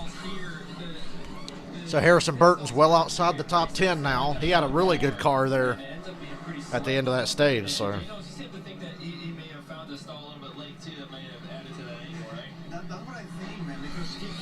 Track position, very important at Phoenix. It's a very racy track, but it's hard to pass here for some reason. But the races are never really boring here. I like racing at Phoenix. I don't think the Browns are Super Bowl ready, but they're definitely in position to win their division this year. Restart. There you go, Allgaier. Get that launch. Got Cindric behind him, though. In that outside line, but damn, he carried speed into the corner. Oh, protect high. Here comes Cindric. Cindric's just itching to get back out front. That car is definitely the best of the bunch. Oh, Brandon Brown and Riley Herbst. That was almost a wreck. About 8 cars back. Allgaier, Cindric, and Hamrick out front now. Allmendinger's through to 4th. He's had kind of a shit day. Every time that I hear my sport, he's always with a lot of Allgaier's going to have his hands full with Cindric. I can tell you that. The sun's out now. It was cloudy a couple minutes ago. Halfway, 100 laps to go. We're leading. I'm leading. In that runner-up spot with Allgaier leading, that's great for Junior Motorsports, but more problems there. The one of Michael Annett behind the wall. Michael Annett's behind the wall now. An engine problem, just like Gregson. Well, I hope Allgaier's holds up. It looks fast, but they're usually pretty fast before they blow up. I will be a little bit worried, but try not to think about it too much. Halfway through the race. Can't look back now. Last half of the race. Can't hold anything back now. We know. Glad I didn't fall for the Ty Gibbs thing. He's having a quiet day. He's 11th right now. Oh, my God. Riley Herbst is in the top 10. Mark it down. 100 laps in, and Riley Herbst got in the top 10 driving that Stewart Haas car that won 9 races last year. Holy shit. I'm a Falcons fan, and we should have won 2 Super Bowls in a row, but that's another story. We should have won the one we were in, and we should have won the one the Eagles won the next year. But that's another story. Oh, well.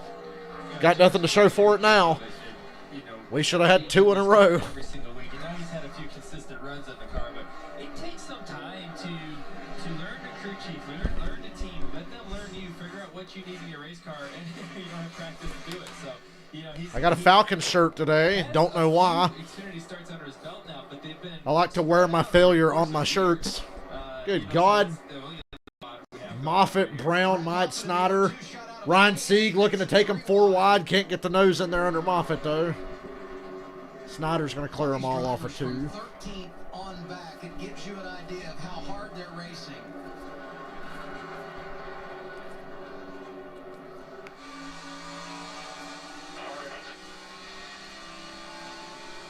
The Leaf Home Solutions onboard camera riding with Justin Haley. Oh, what the fuck? Is that not a caution? That was Ryan Vargas. Ryan Vargas slammed the wall going to turn 1. No caution. Josh Berry just passed Daniel Hamrick for 3rd. Hey, the 2 junior motorsports cars I like are running 1st and 3rd.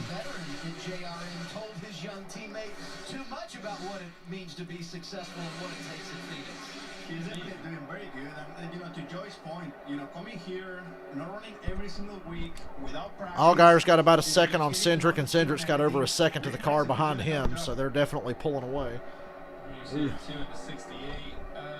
Really out of real estate there. Everyone trying to keep the momentum up on the exit, and a little bit of contact. Get this track good and rubbered in for the Cup race tomorrow. That's the main thing about this for me.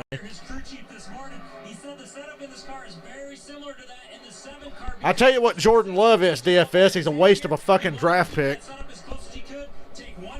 That's what Jordan Love is. A waste of a first-round draft pick.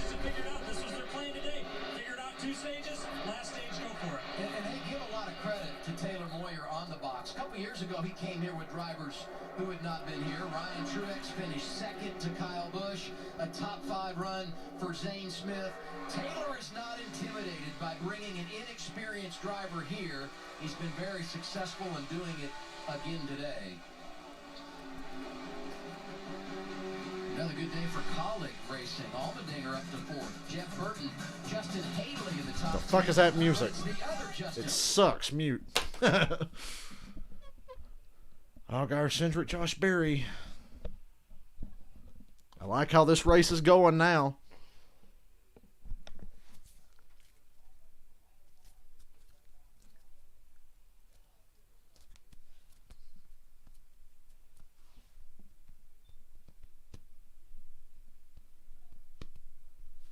I'm so overwhelmed. I don't know what to play or watch after this. I could start playing NASCAR 08. Although I got back into my NASCAR 2005 career mode last night for the first time in months.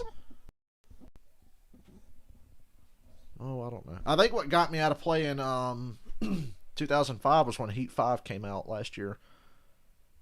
I got that and started playing that, and I forgot about playing 2005. Plus, I was at the truck race at Watkins Glen, and I had to skip qualifying for the truck race at Watkins Glen to go do something, to go do the modified race, I think. And passing through lots of traffic on a road course in those old NASCAR games is pretty tough. Well, Matt Ryan will be in the Hall of Fame, Jeff. Hell, if anything, he should be in the Hall of Fame for what he's done to the Seahawks over the years. Can I stream an older NASCAR game? Dude, I'd love to. I don't have a way to stream for my PS2, though. And unfortunately, I spent money today at the mall, so... Somebody donate to me. I got buyer's remorse on all these awesome shirts I bought today. I don't really have buyer's remorse. I just hate spending money. But I felt like treating myself today. I felt like getting out of the fucking house and treating myself, so that's what I did today.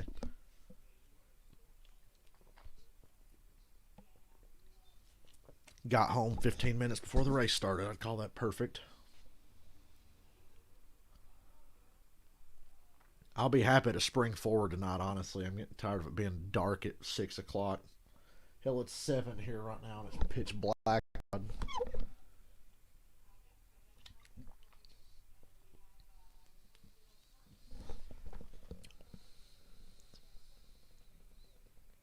Oh, I didn't. I just totally misread what you said, Jeff.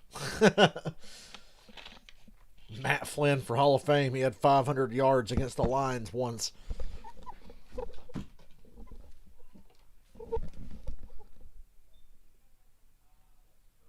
That game helped Atlanta get the 5 seed in the playoffs that year, but we didn't do much with it. Oh, that was the Mike Mularkey offensive coordinated Falcons. If they couldn't run the ball, they were fucking doomed. And we couldn't run the ball against the Giants that day. Oh, God, I don't need to see a music montage of Joey Logano and his receding hairline. Thank you very much. I'd rather listen to Spinal Tap. I love Spinal Tap. Little children of Stonehenge. And what would they say if they were here tonight? 85 laps to go. My pick is leading, but Cindric has closed in on him since the commercial. Not good. And Daniel Hamrick is struggling right now. What's up with Hamrick? Ooh, loose out of the groove. He's fading big time. He got passed by Riley Hurst. That's how bad it's going right now for Hamrick. He's 11th place.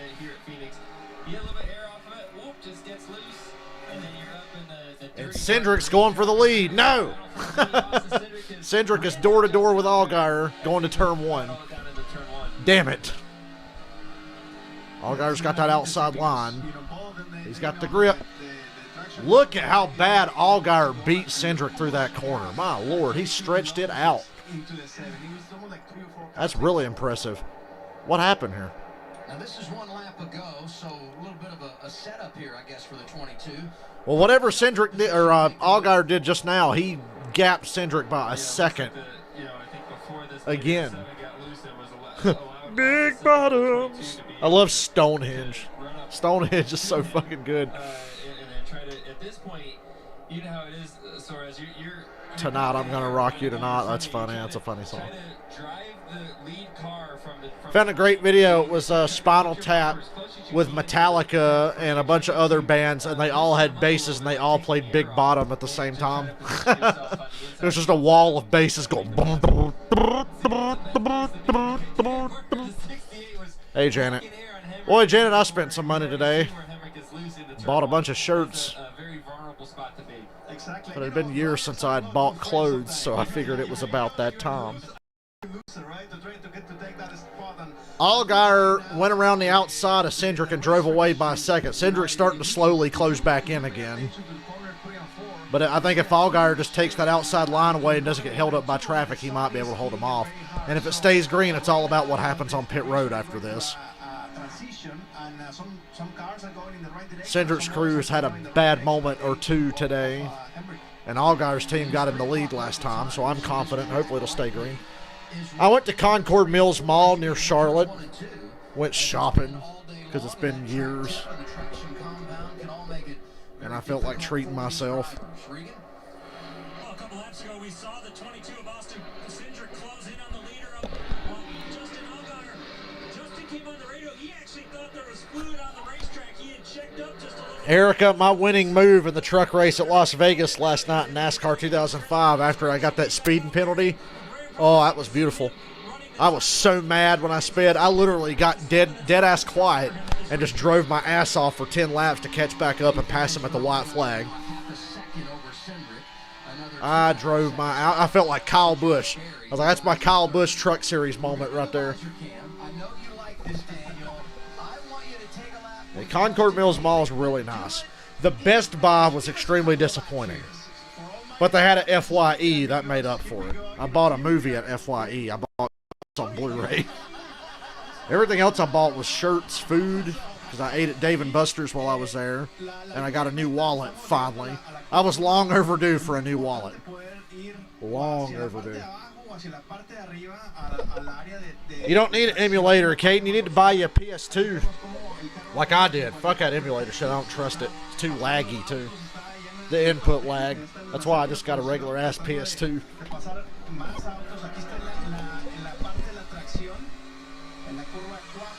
They got Suarez calling a lap in Spanish.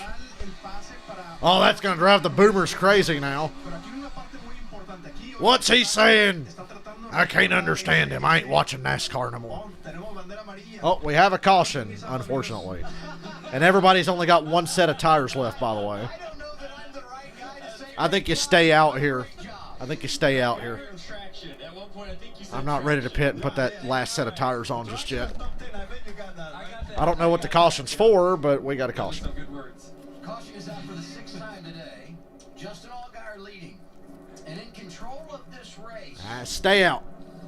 We're in our fuel window, and that begs the question, do you pit now, or do you save that final set of Tommy tires? Joe Martin's hit the wall. So they throw a caution for Tommy Joe brushing the wall, but Ryan Vargas nearly knocked the wall down earlier, and there was no yellow. Problems here for the Diamond Gunnet Jeans machine. What do you think? It's way too early to I pit. think Tommy Joe's in good shape there. I think he just got a little bit too high and got in the... That was an entertainment caution to try to get these fuckers to get switched off on tire strategies, don't you think? Too early to pit. He got a long ways to go. This is a tough situation for the Xfinity guys. You only have one set of tires left. And if you put them on now, you have 76 to go. What happens if you run 50 laps and the caution comes out? I think it's a very difficult position because I tried to put my position, for example, on Daniel Hamrick. You know, his car is not good right now. He wants some adjustments. He wants some tires. He's running 16. If I'm Riley Hurst, Ryan Sieg, Mike Snyder, Brandon Brown, Brett Moffitt, I'd pit right now. But if I'm Allgaier, I'm staying out here. If I'm in that top 3 or 4, I stay out.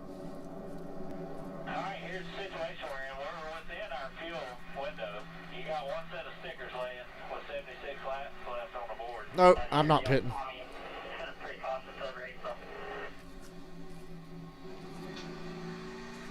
I like how the driver says that. Hey, whatever you say, that way it's not on me. But it's Murphy's Law, right? The minute you stay out and anticipate it's been a long day as far as cautions, you're not going to get the yellow and we're going to go green. And wow, they pitted. They pitted. 75 to go, Jamie. I'm surprised. This is the last set of tires. Keep this lead off pit road and we'll still be in good shape here. 17, let's go. Win me money.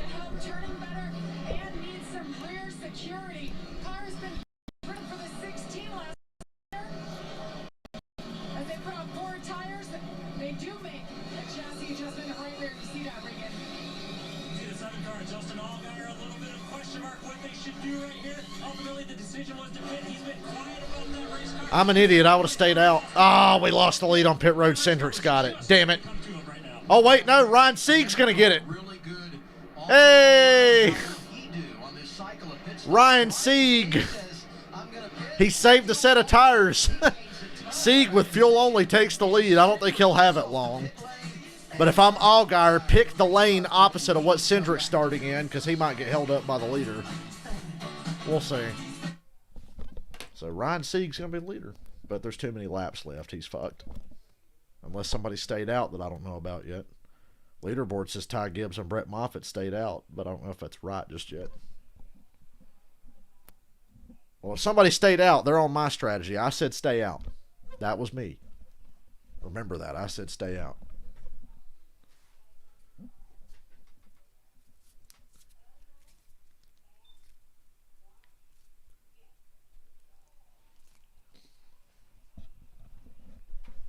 Cendric's car, I don't know if it was just luck of the draw on restarts, but he didn't seem to do well in traffic, especially after restarts. It took him a while to get settled in, so maybe Allgaier will handle it better.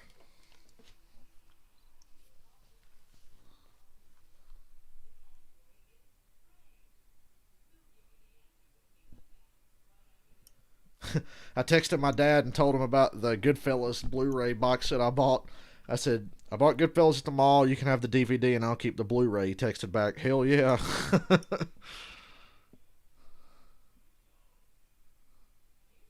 Thank you for subscribing, Erica. We here every week. Except when I'm at the racetrack, which will happen a couple of times this year.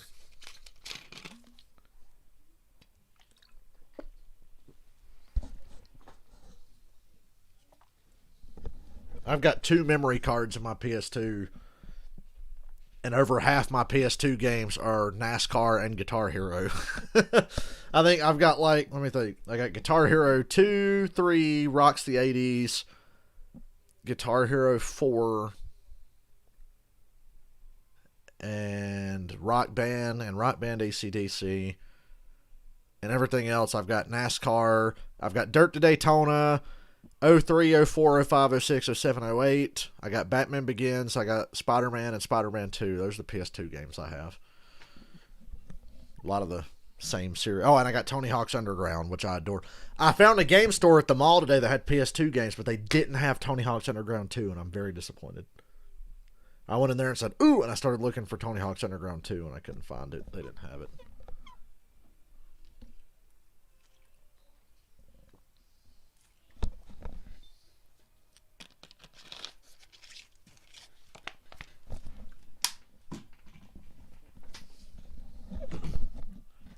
Oh, I got NASCAR Racing 96 for PS1, and I got NASCAR 99 for PS1 now. I haven't played them yet. I don't think you can save data from PS1 on PS2 memory cards, so... If I want to do a season, I'll have to sit down and marathon that shit one day or leave the PS2 on. So, Ryan Sieg on no tires. He took gas only. Cindric second, Allgaier third, Josh Berry fourth. Here we go. Cindric and Allgaier are lined up on the inside. Sieg took the outside, and I don't think he'll have the lead coming out of 2 here. Nope. Oh, whoa. He got shuffled back and nearly got T-boned. Don't cut away. He got totally railroaded out of the way. Well, that strategy didn't work out. Fuck me, right? Not enough cars did it with him. And Cindric takes the lead. Allgaier second, Brandon Jones third. We got 70 laps to go. And yes, Sieg has a pretty significant right front tire rub, and he's got damage there. Damn, that's a bad break. Hey, he's got an extra set of tires in the pits he can come put on and go 2 laps down. You're going to get your lunch taken right now on the restart, obviously. But as you see, he gets tagged. They were 4 wide, and Josh Berry was in the middle, and he made contact with Sieg, and it put him on the wall. He went really wide going to turn 1 and left the door open, and these animals just fucking ran over him. 69 to go. Oh, Harrison Burton goes around right in front of the field. Somehow nobody hits him. Caution's out. Nobody hit Harrison. He spun in front of the field and didn't get hit. What happened here? Did he just lose it? Yeah, he just lost it. Got loose underneath Justin Haley, spun out. Down there in the bottom, out of the trashing compound. Well, that's his good set of tires. Oh my God, Riley Herbst avoided an accident. These are strange times we live in. That was close. And here's the tough part where a bad day gets worse for Harrison. They don't have any tires left. They're going to put some used tires on it. I was just thinking about that. The last set of tires with 68 laps to go is not good.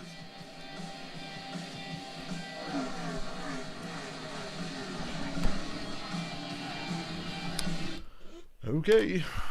Line them up, do it again. Cindric wasn't driving away from Allgaier, but I just don't think Allgaier's going to have what it takes to pass him unless he can get him on a restart or something. Maybe traffic might help him later. I don't know. The lap cars are doing pretty good about staying out of the way here.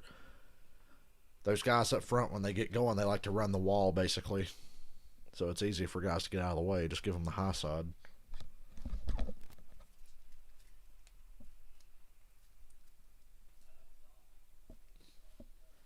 Yeah, I drove my ass off in NASCAR 2005 last night. God, that speeding penalty made me so mad. Cycled through 11th. I went from the lead to 11th, and I was like, all right, motherfucker. I was like on the apron, drifting, making time. And it was nice because anybody who's played NASCAR 06 knows that at most tracks, if you even sniff the apron, your car will just snap and spin like a top, and you're fucked. But in 2005, it's a little more forgiving. You get loose down there, but you won't always spin out. And at Vegas or flat tracks, you can really get away with it. And I hooked that fucking apron, and my car was like drifting. It wasn't sliding the tires or skidding or anything, but it was. I could feel the back end coming around. And I was just killing guys. I would gain like 3/10 in a corner running on the apron. Followed Bobby Hamilton's draft down the back, cut to the apron to get close to their bumper. Coming to the white flag, I swung down on the apron on the front stretch and passed them both. Ended up winning the race. I wish there was like, It kills me that there's not like a video share thing for PS2. You know, we've had that on PS4 and PS5, so I would take like videos of cool shit. There were so many moments in my NASCAR 06 season with the DEI cars that I wish I could have saved. I got a bunch of 1, 2, 3 finishes. My favorite one was Talladega. I got Dale Jr. and Martin Truex to pit together at Talladega, and Michael pitted a lap later because I couldn't control him, but he cycled through right with us, and I switched to Michael and caught up to Truex and shoved him to Junior and just had them stay together. And I would ride with Michael, and whenever Truex was about to pass Junior, I'd pull up and just shove Junior down the backstretch and then lift off and watch him go by Truex because I wanted to make sure Junior won. It was like the third race of the chase, and it was at Talladega. So I was like, until Junior gets that championship sewn up, I want him winning all the races. And I pretty much clinched it with about 3 or 4 races to go. And then I had Martin and Michael run the strongest the last couple of races. Junior was so good, he still got like top 5s out of it. I would qualify him up front, and then I would switch to Truex and Michael for most of the races. In victory lane, that's great to see. And Jeff will be in the broadcast booth tomorrow with Clint Boyer, Mike Joy. Coverage starts on FS1 with race day 2 Eastern time. Over to Fox at 3, we're green. Shortly after 3:30 Eastern time. And now we get to our Xfinity fastest laps today. Austin Cindric leads the race, and he leads in this category as well. Then you've got Allgaier, Harrison Burton, Daniel Hamrick. Been a pretty tame race, but a competitive race today. And there's Moffitt and Jeremy Clements and Brandon Brown right there in the top 12. They had a loose wheel after that last pit stop. They had to put some scuff tires back on the car. The 1-lap tires they just took off, they're gluing back up. Unfortunately for him, he was also too fast on pit lane as well, so he will have to go to the back for that also. And Harrison Burton's lost all his track position again. That won't impact him nearly as much as Josh Berry has as well. Had come down pit road because he was going to start pretty far back anyway. Let me say something about that, Adam. I mean, if the 8 has a loose wheel, those tires have only 1 lap. If for some reason he needs those tires later on, he's going to be the only one. Think about it, guys. Next week is Atlanta. After that, Bristol on dirt, Martinsville, and I think Richmond's after that. We've got like 3 crazy short tracks in a row after Atlanta next week. And Talladega's coming up soon. Sometimes I just have to look the other way. Oh, that's amazing. I really appreciate all the people supporting, watching, and Spanish, English, doesn't matter. We're having a lot of fun here. Daniel's amigos, right? Daniel's amigos, there they are. Harrison Burton also made a pit stop. Let's listen in to Cindric here. Yellow vigorously around and the rest of the tires blue. My bad, man. I mean, I'm straight off the line. I was weird. I've been worried. There was a Disney store in the Concord Mills Mall, and it sucked. I was very disappointed. The only cool stuff they had in there was Mandalorian stuff. I'd already spent money at that point. I was like, you know what, I'm good. There was a Mandalorian shirt I wanted, but I was like, ah. Bought a lot of shirts today. The guy that started 27th and is now inside the top 5 on the restart. Ty Gibbs, Brandon Jones bouncing back from a speeding penalty. He's up there as well. Front row, Cindric, and all. All right, 63 to go. Let's go, Allgaier. We got to get this here. Good restart by Allgaier. He's on the inside, though. But he was ahead of Cindric going to 1. And they're still side by side, but that outside line, dude, just carries so much momentum. And God, he's bringing Brandon Jones with him. There's no grip down there. Whoa! Allgaier almost spun out off of 2. And Brandon Jones passes him for second. Yeah, we're fucked.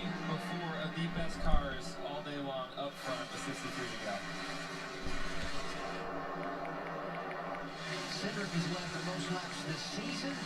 Has led the most laps today, closing on 60. Out front is we close on 60 to go in the race. Well, we called it early in the race. The 22 and the 19, they were going to be strong, and they're there. Daniel Hamrick trying to come back from that speeding penalty. Yep, Hamrick's got to come back from a speeding penalty. Burton's got to come back from spinning out. Josh Berry's back there. Cindric and Jones are out front. Cindric's not driving away yet.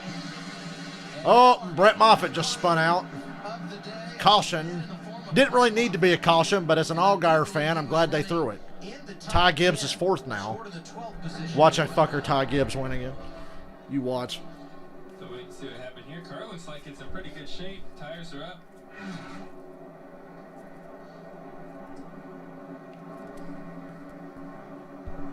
Ooh, he chopped Jeremy Clements on the apron on the front stretch and spun out. That could have been a lot worse. Clear now. I'm sure these cautions are killing Cindric. He just wants to get out front and check out. He's got the best car for that.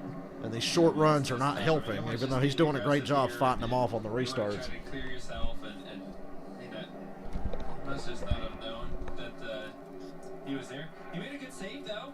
You know, he spun her around, kept her straight. And he's done a great job this year. His Brett Moffitt driving that 02, got his career best finish at Daytona to start the year. He won a truck race here at Phoenix in 2018.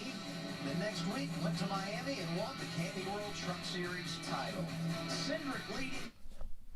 Lots of cautions, lots of cautions. No, Jeff, but there's a secret in there. Although there was this girl that I met in the mall that if she had wanted to go in there, I'd have followed her. You should have seen this woman. Red and black hair. Shorts, fishnet. I was like, damn, this chick is fun. Like, if she wants to go in there, I will follow. I'd have probably followed her off the edge of a cliff, though. So.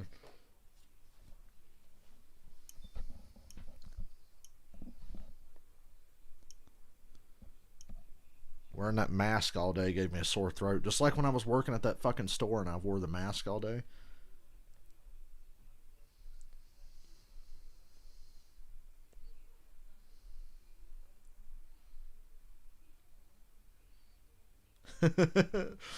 Oh, man, that's funny. Thing I saw on Facebook just now.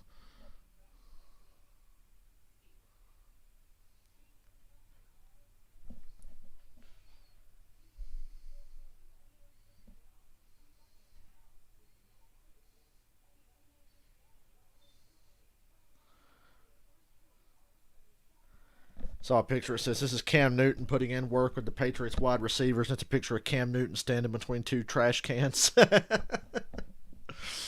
Those trash cans would catch better than a New England Patriots wide receiver.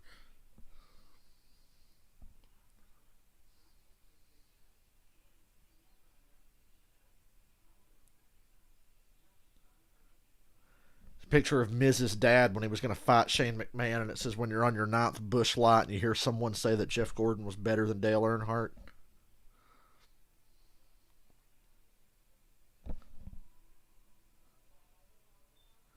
Fun fact, David Starr has more Truck Series wins than Noah Gragson, so who's the dipshit now? NASCAR has the low horsepower package because they can't make any good decisions.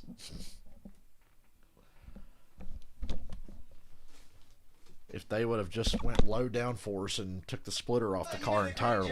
Calling a couple laps in Spanish too. Joey and I did not have the same reaction that you got in that tweet. Okay, let's just clarify. Sure? I don't know why those never get sent to me. I usually get like the finger emoji or something like that sent to me. So must be nice, Daniel. Must be nice. Yeah. Josh Williams is the free pass. Try to talk about the guys getting the free pass. You feel comfortable, right? I love this. It's a lot of fun, having fun with you, Adam, with Joey, good amigos, good racing. And the best is yet to Going to restart with 56 to go. Cindric and Jones pick the outside. Allgaier picks the bottom and pulls up to the front row again. I just don't know. What's the latest there, Jamie? He's going to have to really charge the corner to have any chance. There's just no grip down there on exit.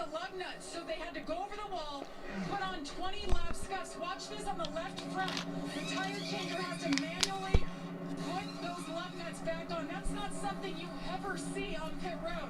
So we'll show you the difference. They just took our tires, but here's one of the wheels. You can look in there. There's no lug nuts on there. I'll walk you over here. The team just glued these lug nuts up. So this is what they look like when they go over the wall and on the car. That saves a tremendous amount of time. Now you guys know when we talk about gluing lugs, this is what it does. Well, and everybody now on scuffed tires, right, Jamie? I mean, no one has any. Yeah, you got to take Brandon Jones seriously here. I mentioned that earlier. He beat Kyle Busch head to head at Phoenix last year and made me look like an idiot for refusing to stream the race. I think Allgaier's doing the right thing, picking the inside to get on the front row, but I don't think anybody has anything for Cindric, not even Allgaier. He tried to time a good restart there, and he did.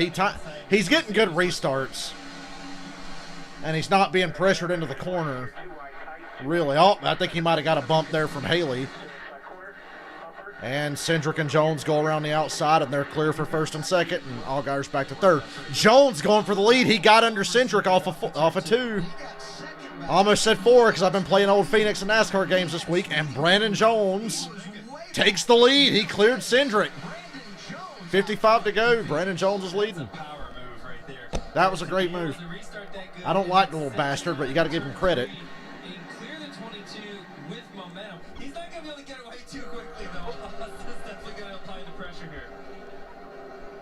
Ty Gibbs 4th, I'm just saying. Daniel Hamrick's back up to 6th.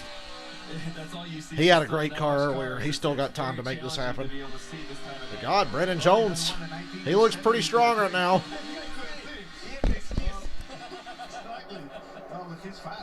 These multiple cautions and short runs really hurt Cindric. If he could have just got that long run, he'd still be leading right now.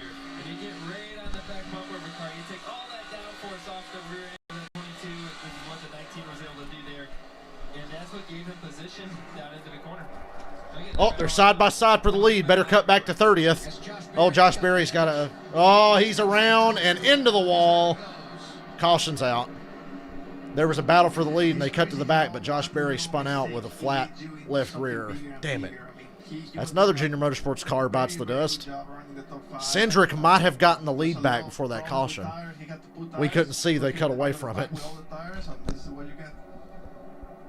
Yeah, I mean, these Xfinity races, like you said, with that much tires on them, you know, to start off with. Oh, don't tell me it was Ferrucci that did this. Oh, it was. Oh. That was a hard hit. Oh, and then he got clobbered by the 23, and it killed the left rear. And then spun out and hit the wall hard going to 3. Well, now Cindric's happy to get a caution.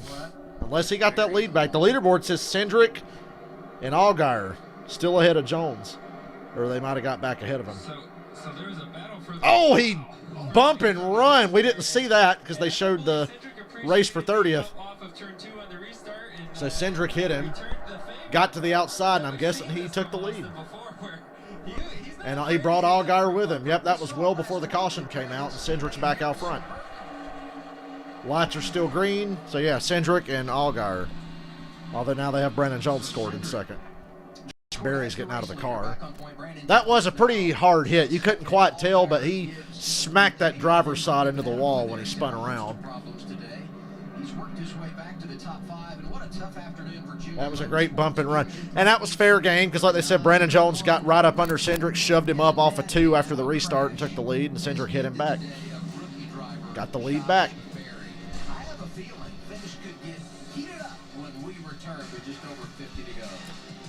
So my strategy of saving that set of tires would have been fucking pointless because we keep getting short run after short run after short run.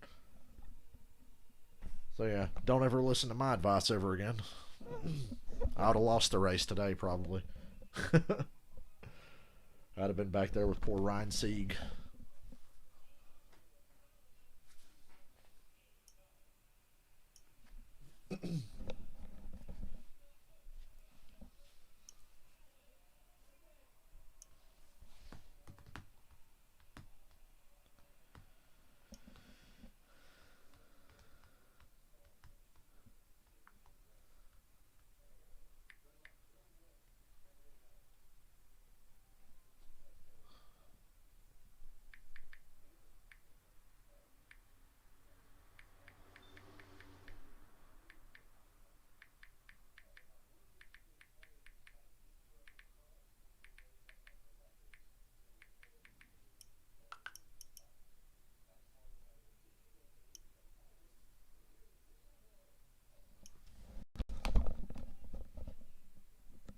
Yep, we're not going to have good cars left. Maybe today would have been a good day to bet on an underdog because all the good cars keep wrecking. I'd love to see Cindric and Jones take each other out. That'd be funny. I like Cindric, but I don't love Cindric, if you know what I'm saying. And I really don't care for Brandon Jones. So if they were to take each other out, I would laugh. Justin Allgaier is the last junior motorsports car running.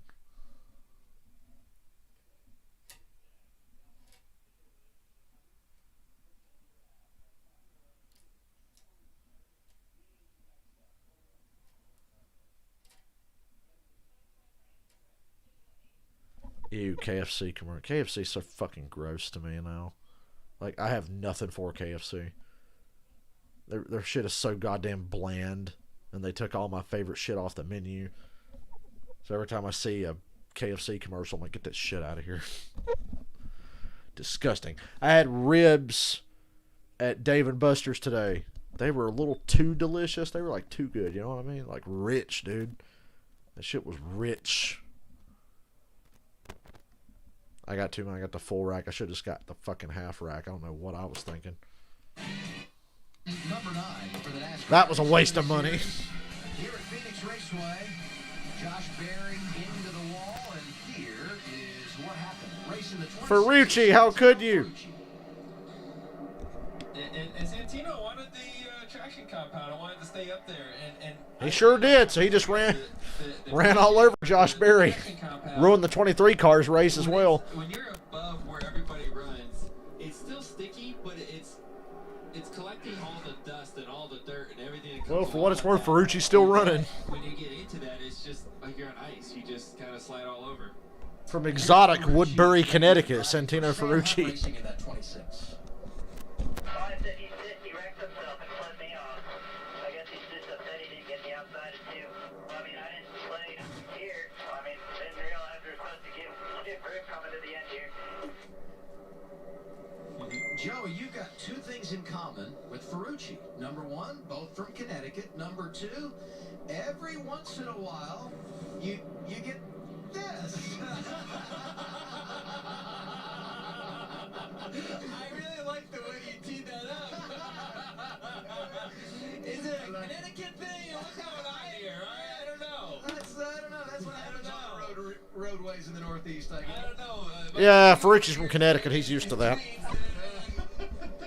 Well, my fellow nutmegger is getting flipped off. Fucking Joe Logano's from Connecticut. That explains a lot. The Josh Berry fan club is not going to agree with this, but I'm going to take this opportunity to salute Santino Ferrucci. Not only does he have the best name in today's field, top 15 Because Josh Berry flipped off Ferrucci when he got out of the car. Absolutely. You know, I think Joey's received many a middle finger in his day, I'm sure. Is harder than ever because I call it COVID racing.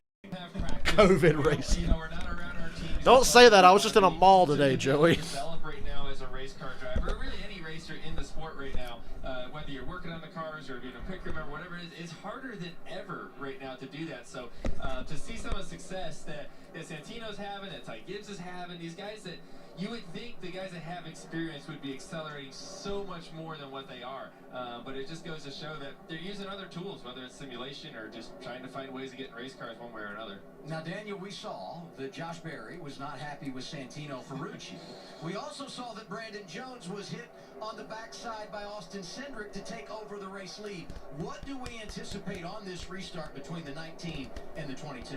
Well, let me tell you, I'm super excited about this coming restart because the 22 and the 19, they are 2 of the fastest cars in the entire field, and they've been going at each other. The 19 hit the 22 once, the 22 hit the 19. This is Allgaier's opportunity to win the race when Cindric and Jones take each other out. Suarez just pointed that out. He said Cindric and Jones have hit each other a couple of times. I hope they keep doing it. Start on that outside line together and take each other out and let Allgaier drive away with the easy win. Sounds like a plan. Let's make it happen. We'll see. We're in the 4th quarter. Gonna be 46 to go. Okay, 47 to go. There'll be 46 when we get the restart. And this time, Brandon Jones elects to restart on the front row with Cindric. Cindric, Jones, Hamrick, and Allgaier.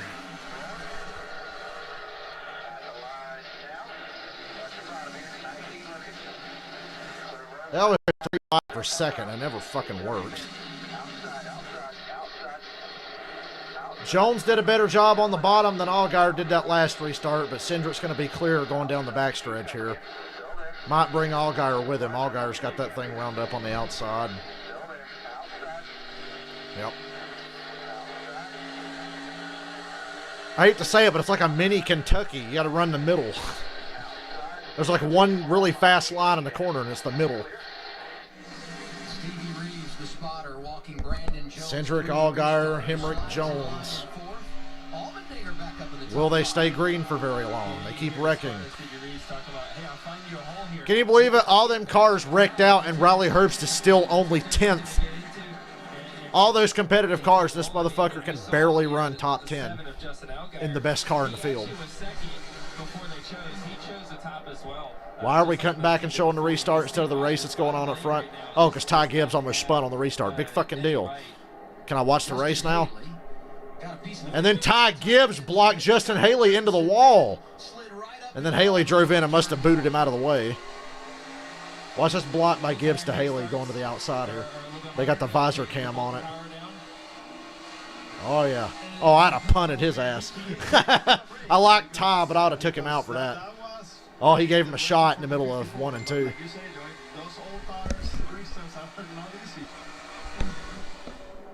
I think old tire restarts is one of the hardest things that we as drivers have to try to figure out how to do. As Justin this is going to be a good race to the end, guys. Old tires. So how do you manage your race car here, knowing you're not coming back to pit road if you're Cindric, Allgaier, Hamrick, and the other guys up front? I don't see anyone having a chance right now to actually save your tires. Allgaier is still right there with Cindric, but he has not passed him all day. He has not passed him. Allgaier got the lead on pit road. Cindric chased him down and passed him under green. Allgaier has not passed Cindric today.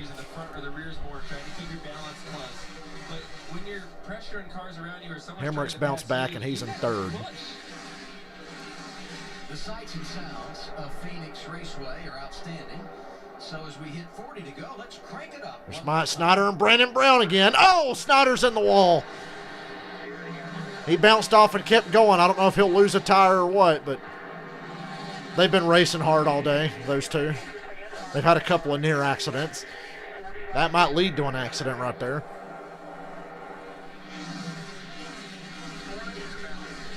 So close. Come on, Allgaier. Let's do this. He'll choke.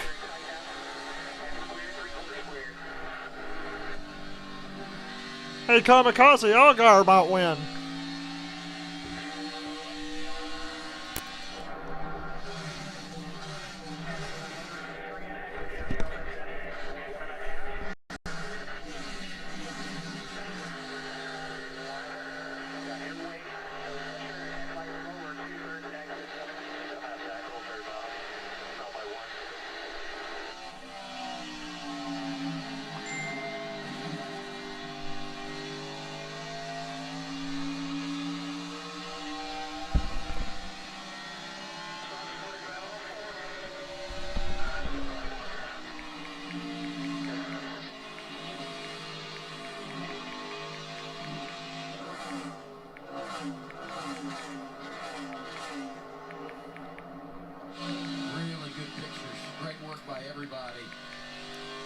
Putting this race together, great team we have at Fox, and just as we went to crank it, y'all are talking too much in here now. Outside of Brandon Brown, 2-car pops the wall.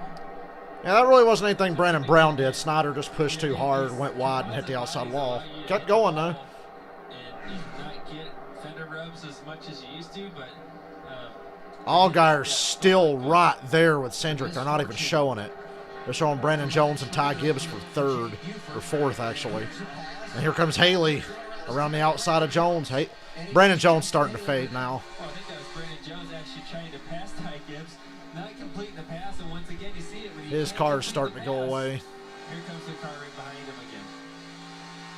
Yeah, Gibbs had been behind Jones. They were racing for that position for a couple of laps, and now it's Gibbs. 35 to go. Cindric and Allgaier nose to tail. This better be a side-by-side so I don't miss this fucking battle. Thank you, Fox. Thank you.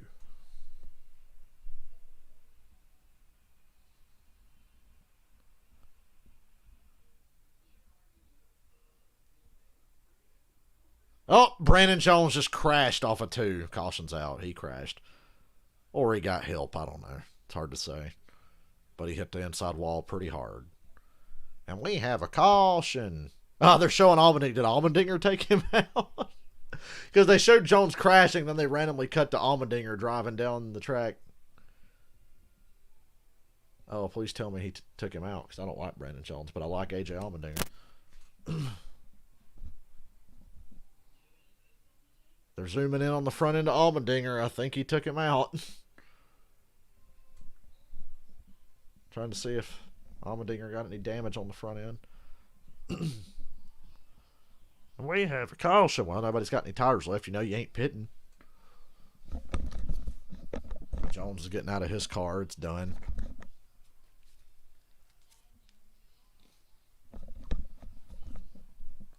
Yep, he had help. There's a mark on the right front of Allmendinger's car that they keep zooming in on. J.J. Yaley, top 10. Fuck a he's 10th now. J.J. Yaley's running better than Riley Herbst. How about it? Is that something you thought you'd see today? J.J. Yaley is outrunning Riley Herbst.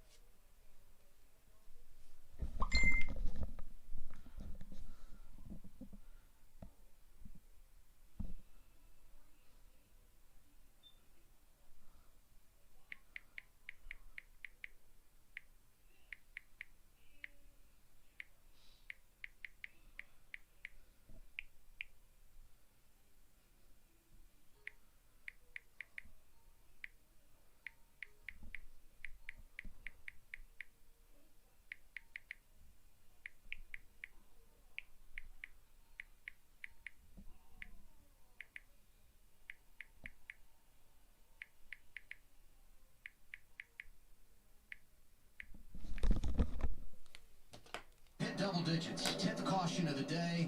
The 19 is Brandon Jones, just in front of the 16 of A.J. Allmendinger. Damn, A.J., just take him out. I think we misjudged it a little bit there. Yeah, Joey said he misjudged it. That's clear with contact, but that was very unfortunate. Yeah, he misjudged it all right. I don't think Allmendinger wanted to do that, but I don't know. Definitely, you know, he just misjudged it by a few inches.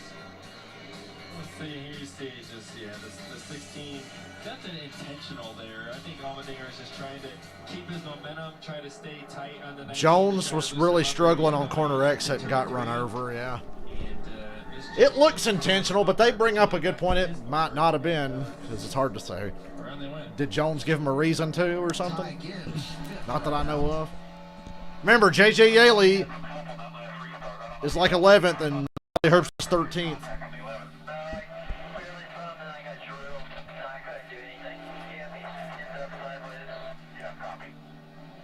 If I remember right, he was just in front of Justin Haley on that last restart. And hey, celebrate good times for our motorsports. The 02 of Brett Moffitt. Remember, we had a caution not long ago. And well, Brandon Jones was racing for the win just a little while ago. Now he's in the garage. He was scored up front inside the top 5. I'm like, how did that happen? He had made a pit stop, I believe, pulled up in front of the field, timing and scoring, collected him there. I'm sorry, Brett. I'm sorry. The numbers were misleading, and he will now restart outside the top 20. But there are some really good stories in the top 10, including Brandon Brown, Jeremy Clements, and J.J. Yaley.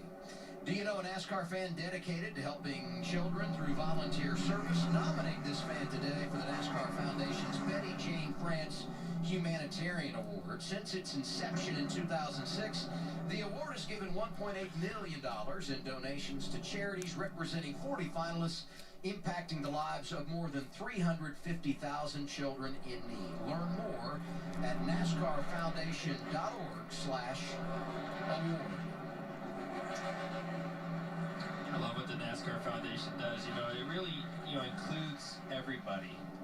You know, not just the France family, but the fans. It includes the teams, the drivers.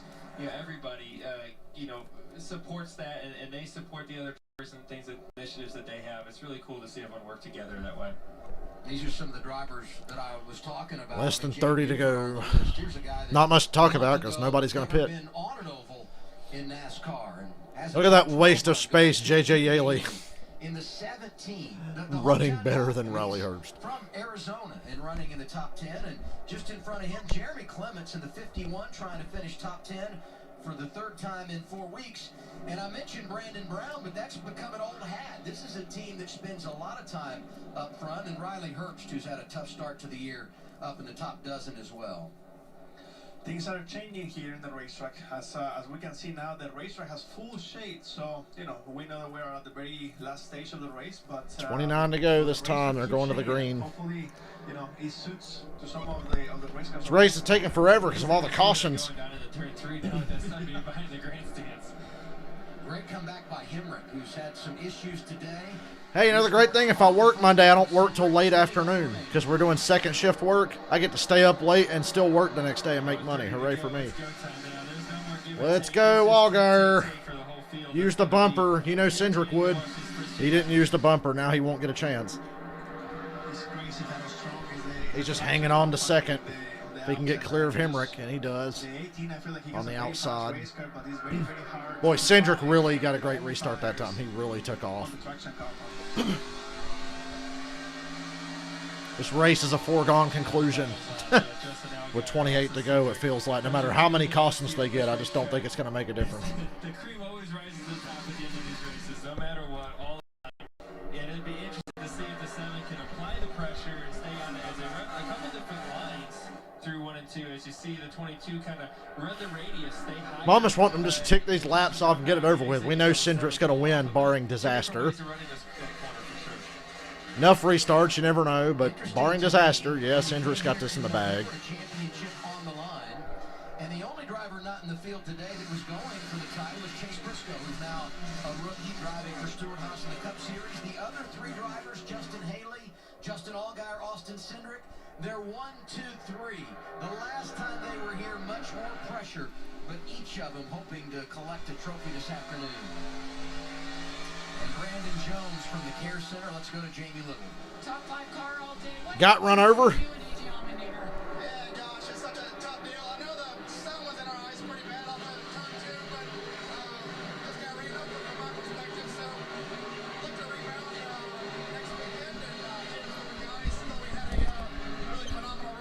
It looked like when Kyle Busch just totally misjudged it and wiped out Chase at Darlington last year.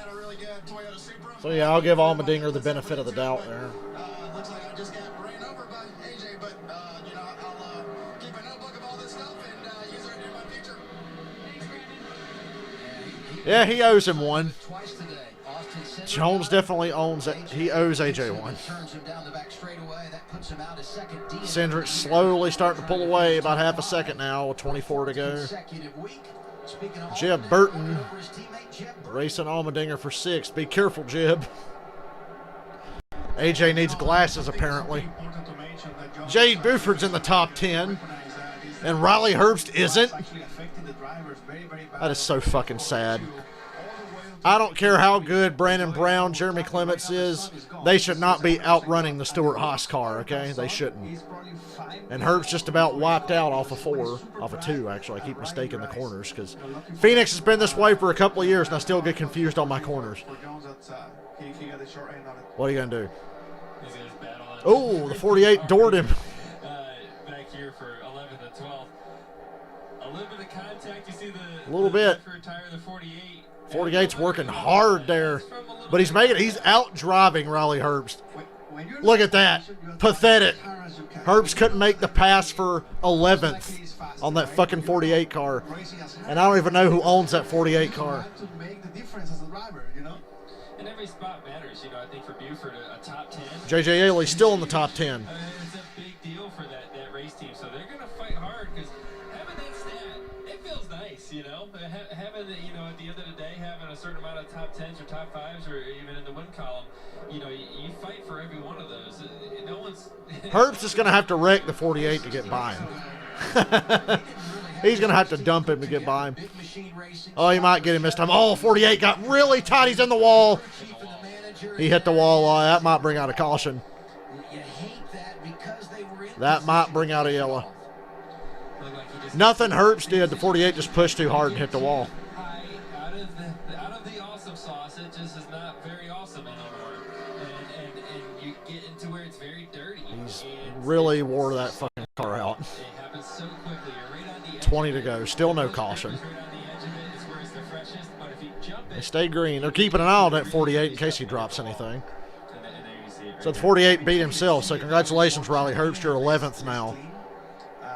Still behind Brandon Brown and Jeremy Clements and J.J. Yaley. I want to say something to him. I mean, it's been one lap after that happens, and he can recover his speed. I wonder if he has a tire down or something. He hit it pretty hard. That's a pretty good hit. Inside of 20 to go.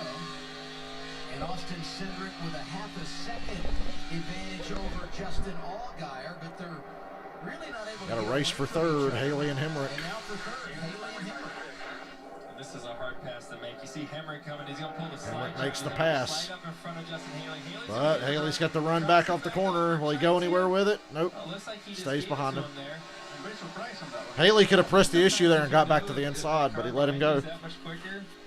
You know, go have at it. Maybe he'll get up there with the leaders and cross them all up, and maybe you can catch back up. Maybe that was definitely. You know, he could have made them crossover move, but I think he would have just been kept getting pressured over and over again after that.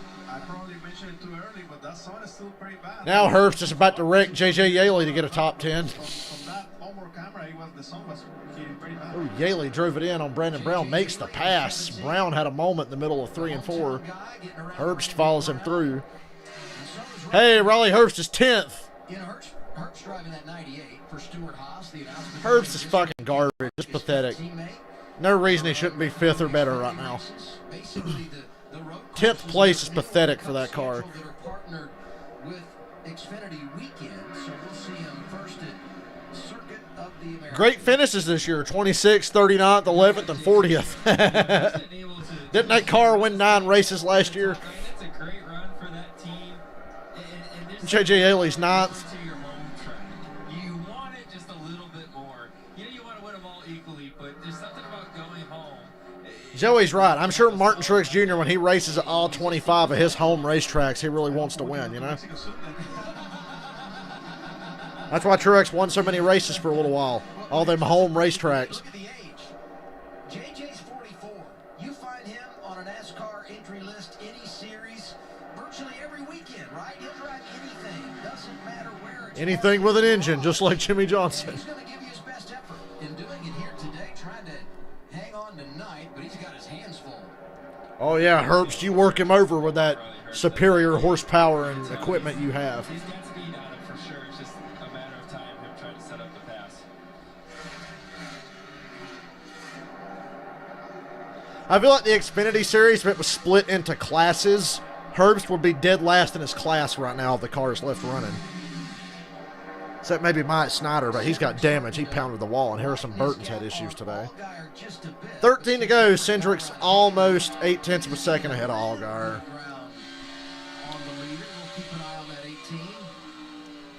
It's going to take an act of God for Cindric to not win this. And the gap from first to second right now, this thing is far from over. 13 laps to go. They're going to catch lap traffic. An issue, and we've seen plenty of times where it looks like someone's going for the win and the caution comes out. And we've seen that happen here at Phoenix quite a few times. Overtime in the first 3 races of the year for the NASCAR Xfinity Series. And that actually made 4 in a row, dating back to the season finale here in Phoenix in November when we went beyond the scheduled distance.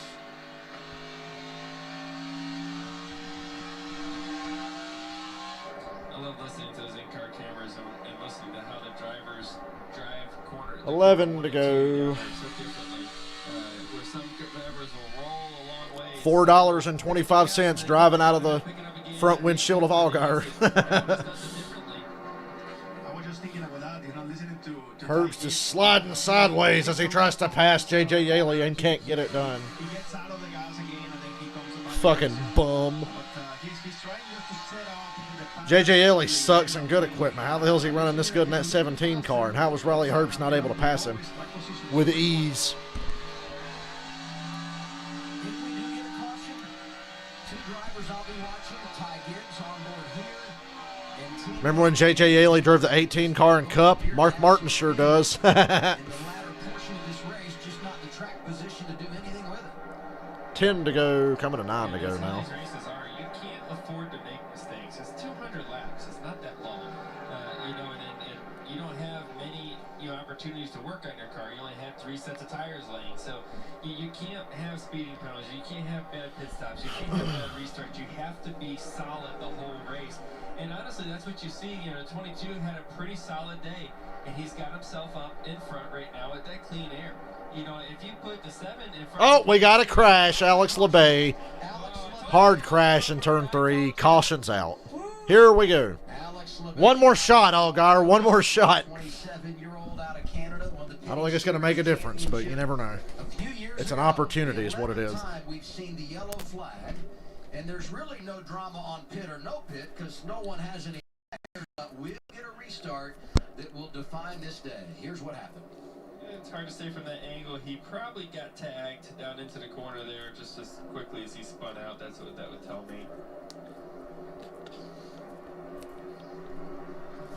Or a little bit past the moment it happened, but he spun out pretty quick. And his tires looked like they were up. So I'd say he probably got tagged in the left rear. But I tell you what, there might not be no strategy on pit road, but there's gonna be chaos on this restart.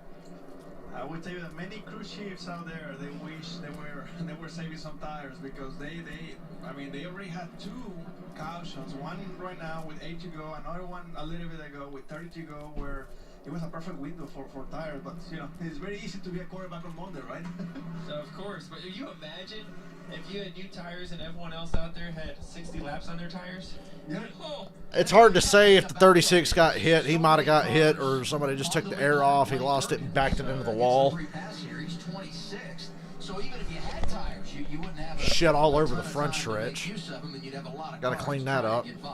Reminder coming up next. Probably going to restart with about 4 to go. About the triumph and tragedy of NASCAR legends Dale Earnhardt and Michael Waltrip. It's the greatest racing story ever told. Blink of an eye. Remember that time at Charlotte in 2007, they dropped the green flag for a restart, and there were still safety trucks parked in the middle of the backstretch? Just past 8 o'clock on the East Coast. Happy to have you with us as NASCAR Xfinity Series teams wrap things up. Racing for the 5th time in 2021. Great storylines everywhere, including at the front where Austin Cindric tries to win for a 2nd consecutive time in the desert. Got the checkered flag here in November when he won his first NASCAR title. And up front with him, Justin Allgaier, who's won here twice in his career, looking for the hat trick in his first win of the campaign. Regan? Well, Adam, when that caution came out, there was a painful silence on the 22 car's radio of Austin Cindric. listen to this. What'd he say? Well, you didn't think it was going to be easy, did you? Never is. All right, buddy. Obviously, Got to earn it all over again. Austin Cindric, very mature. Brian Wilson had to break that silence. Finally, I was wondering if anybody was going to talk on that radio. For those of you just joining us, J.J. Elley is outrunning Riley Herbst, Unfortunately, if you don't execute, which is hilarious. it's all for naught. I mean, he did an amazing job on that last restart to head into winning a championship. So I felt that he already knows, what it takes. He already knows the pressure. And, everyone is on the same boat. Everyone has the same amount of tires, laps of tires, and I think he's in good shape. But everything's going to be about the launch that they can get on the restarts on. I want to talk about the choose rule right now because they all been taking the top side. And last I've checked, 8 tires are better than 4. So Yeah, Joey would be thinking, let me just go 3 wide and wipe everybody out in the corner. Situation here. If I'm Allgaier, I'm going to take that outside and follow Cindric to 1 and try to get him loosened up. You saw what Brandon Jones did earlier. Come on. Oh, no. They're not choosing. I got scared for a second because Allgaier hit the choose box, and I thought they were picking their lines, but they're not doing that yet. That's why I said, oh, shit. And that's when you line because they gave us the impressions they were about to pick, so the camera zoomed right in. Fucking assholes, don't do that to me. I thought Allgaier was going to get a penalty. You get a penalty if you don't choose your line and you hit that box. Fucking assholes. Someone's going to tell you about it on the radio. And here's another thought as we get ready for this final restart. There's a bunch of guys up front that have not won this season. 4 races, 4 different winners. Does someone repeat, namely Austin Cindric, Ty Gibbs, or A.J. Allmendinger? They're the ones that maybe are in position. Or do we get another fresh face and make it 5 for 5? Well, you have 2 guys there on Allgaier and Hamrick. Both of them, they're hungry to win. And if I was in either one of those 2 seats, I would take a chance. Why not, like Joey say, use 8 tires? You know, trying to get a good launch on the restart zone. A good lunch? Did you say a good lunch? Still not picking. Lounge. How you say that? Lunch. There was a lot of debris on the track, so I'm not surprised. It's going to be 2 to go when they restart. Not an overtime, but 2 to go in the scheduled distance. The restart zone, so they can be able to fight the 22 because I like it though. Late restart, going to be funny. Has the potential to be a disaster. Yes, A beautiful disaster. Getting your tires clean, getting a good launch is going to be key here for sure. What's Allgaier thinking here? And I hate to get their front row up, but you have to get ugly to beat them. Yeah, I agree with that, unfortunately. I mean, it's getting ugly. I mean, he's saying that he was going to need to move him around to get the spot. I think that kind of is probably going to take the top in the second row, and then the third place car is probably going to take the front row, which would be Hamrick with a shot to win. It's everything about timing, you know, on that restart. If the 18 can do the right timing. Come on, y'all. I got to go to the bathroom. I got to pee, but it's too late now. All right. Hey, Allgaier picked the outside. Like I said, he's going to be right on Cindric's bumper. I think that's the only way he's going to win the race, and he knows it. He can't beat him on that. Hamrick's going to be on the inside on the front row. I don't think you can win from the inside. You're just going to have to hope that you can get him loose. But they do have teammates lined up on the bottom, but it's hard to pick in that. It's hard to push after the restart here because you're on a curve. It's not really a stretch, a front straightaway. It's a front stretch. Remember that conversation Andy Petrie had with Marty Reed? Down the back straightaway. It's a back stretch, not a back straightaway. It's a stretch. There's a curve in it. It's not a back straightaway. That front dog leg, you could see one heck of a slide job down in the turn 1 trying to clear. Go for it. This is going to be something here. It's all going to be 2 to go. Not in overtime. They're still in the scheduled distance. Oh, Hamrick spun the tires. That's going to open the door for Gibbs to get underneath him. Allgaier's to the outside of Cindric. Allgaier's to the outside of Cindric. He got him to the outside. Now he's got the advantage. Car in the wall. Justin Haley, Daniel Hamrick. Stay green, stay green, stay green, stay green, stay green. God damn it. Oh, Allgaier crashed off of 2. He slammed the wall hard. Allgaier hit the wall really hard. He's still going, but good God. Cindric's gone. White flag. Damn it. Allgaier was going for it, dude. Ty Gibbs is second now. He's not going to have enough time to get to Cindric unless Cindric makes a mistake. Gibbs is giving it all he's got. He couldn't get back in the gas. He fluttered off. Cindric's going to win it. Oh my God, Gibbs got to his bumper in 4, but Cindric hangs on. One more lap and Gibbs would have got it. Harrison Burton just wrecked across the start-finish line. Oh my God, what a run to the finish. 3 wrecks just happened in 2 laps. No cautions for any of them, though. That restart, unbelievable. Everybody was in the wall at the same time. It was hard to watch. I got to set the thing after this Michael Waltrip thing to record. Again with Austin Cindric. A very smooth day. Let's watch this restart one more time here. You see the 18 Hamrick, not the best to start. You see it wiggle a little bit there, wheel spin. And then the 54 of Ty Gibbs trying to make the pass right here. We're 4. One more lap, and Ty Gibbs would have had this race won because he was just going to go full send. He went full send into 3 on the last lap and got to Cindric's bumper just about. Allgaier, I thought he had it won here when he got to the outside, but he just couldn't hang on. Went too high, pushed it, hit the wall. And that was after this clusterfuck back here. What happened back here with Hamrick and... Jeb Burton overdrove turn 1, and he got into the door of Hamrick, and it sent Haley and Hamrick into the outside wall. We might have a fight after the race on that one. Because Jeb Burton put Hamrick in the wall, and it took out Haley as well. Justin Haley. Oh my God, debris flying everywhere. They let it stay green, though. The tire smoke there on the 11. Let's ride with him. That was as crazy as you thought it was going to be. I thought it was game over when Allgaier got to the outside. I really did. I don't know how he got to Cindric's outside. That was his shot. He almost made it happen. Can I do a heat 5? I don't really feel like streaming tonight. I'm tired. I ain't got it in me. I might do a heat 5 stream again sometime in the, near future. Not tonight. I'm too tired. I've had a long day. Now I'm going to hang out and see if anybody gets punched after this race, because there was a lot of beating and banging and hard racing going on all day, and this last restart was insane. And Cindric wins with that awesome pink and white car. That's a race win diecast worth having.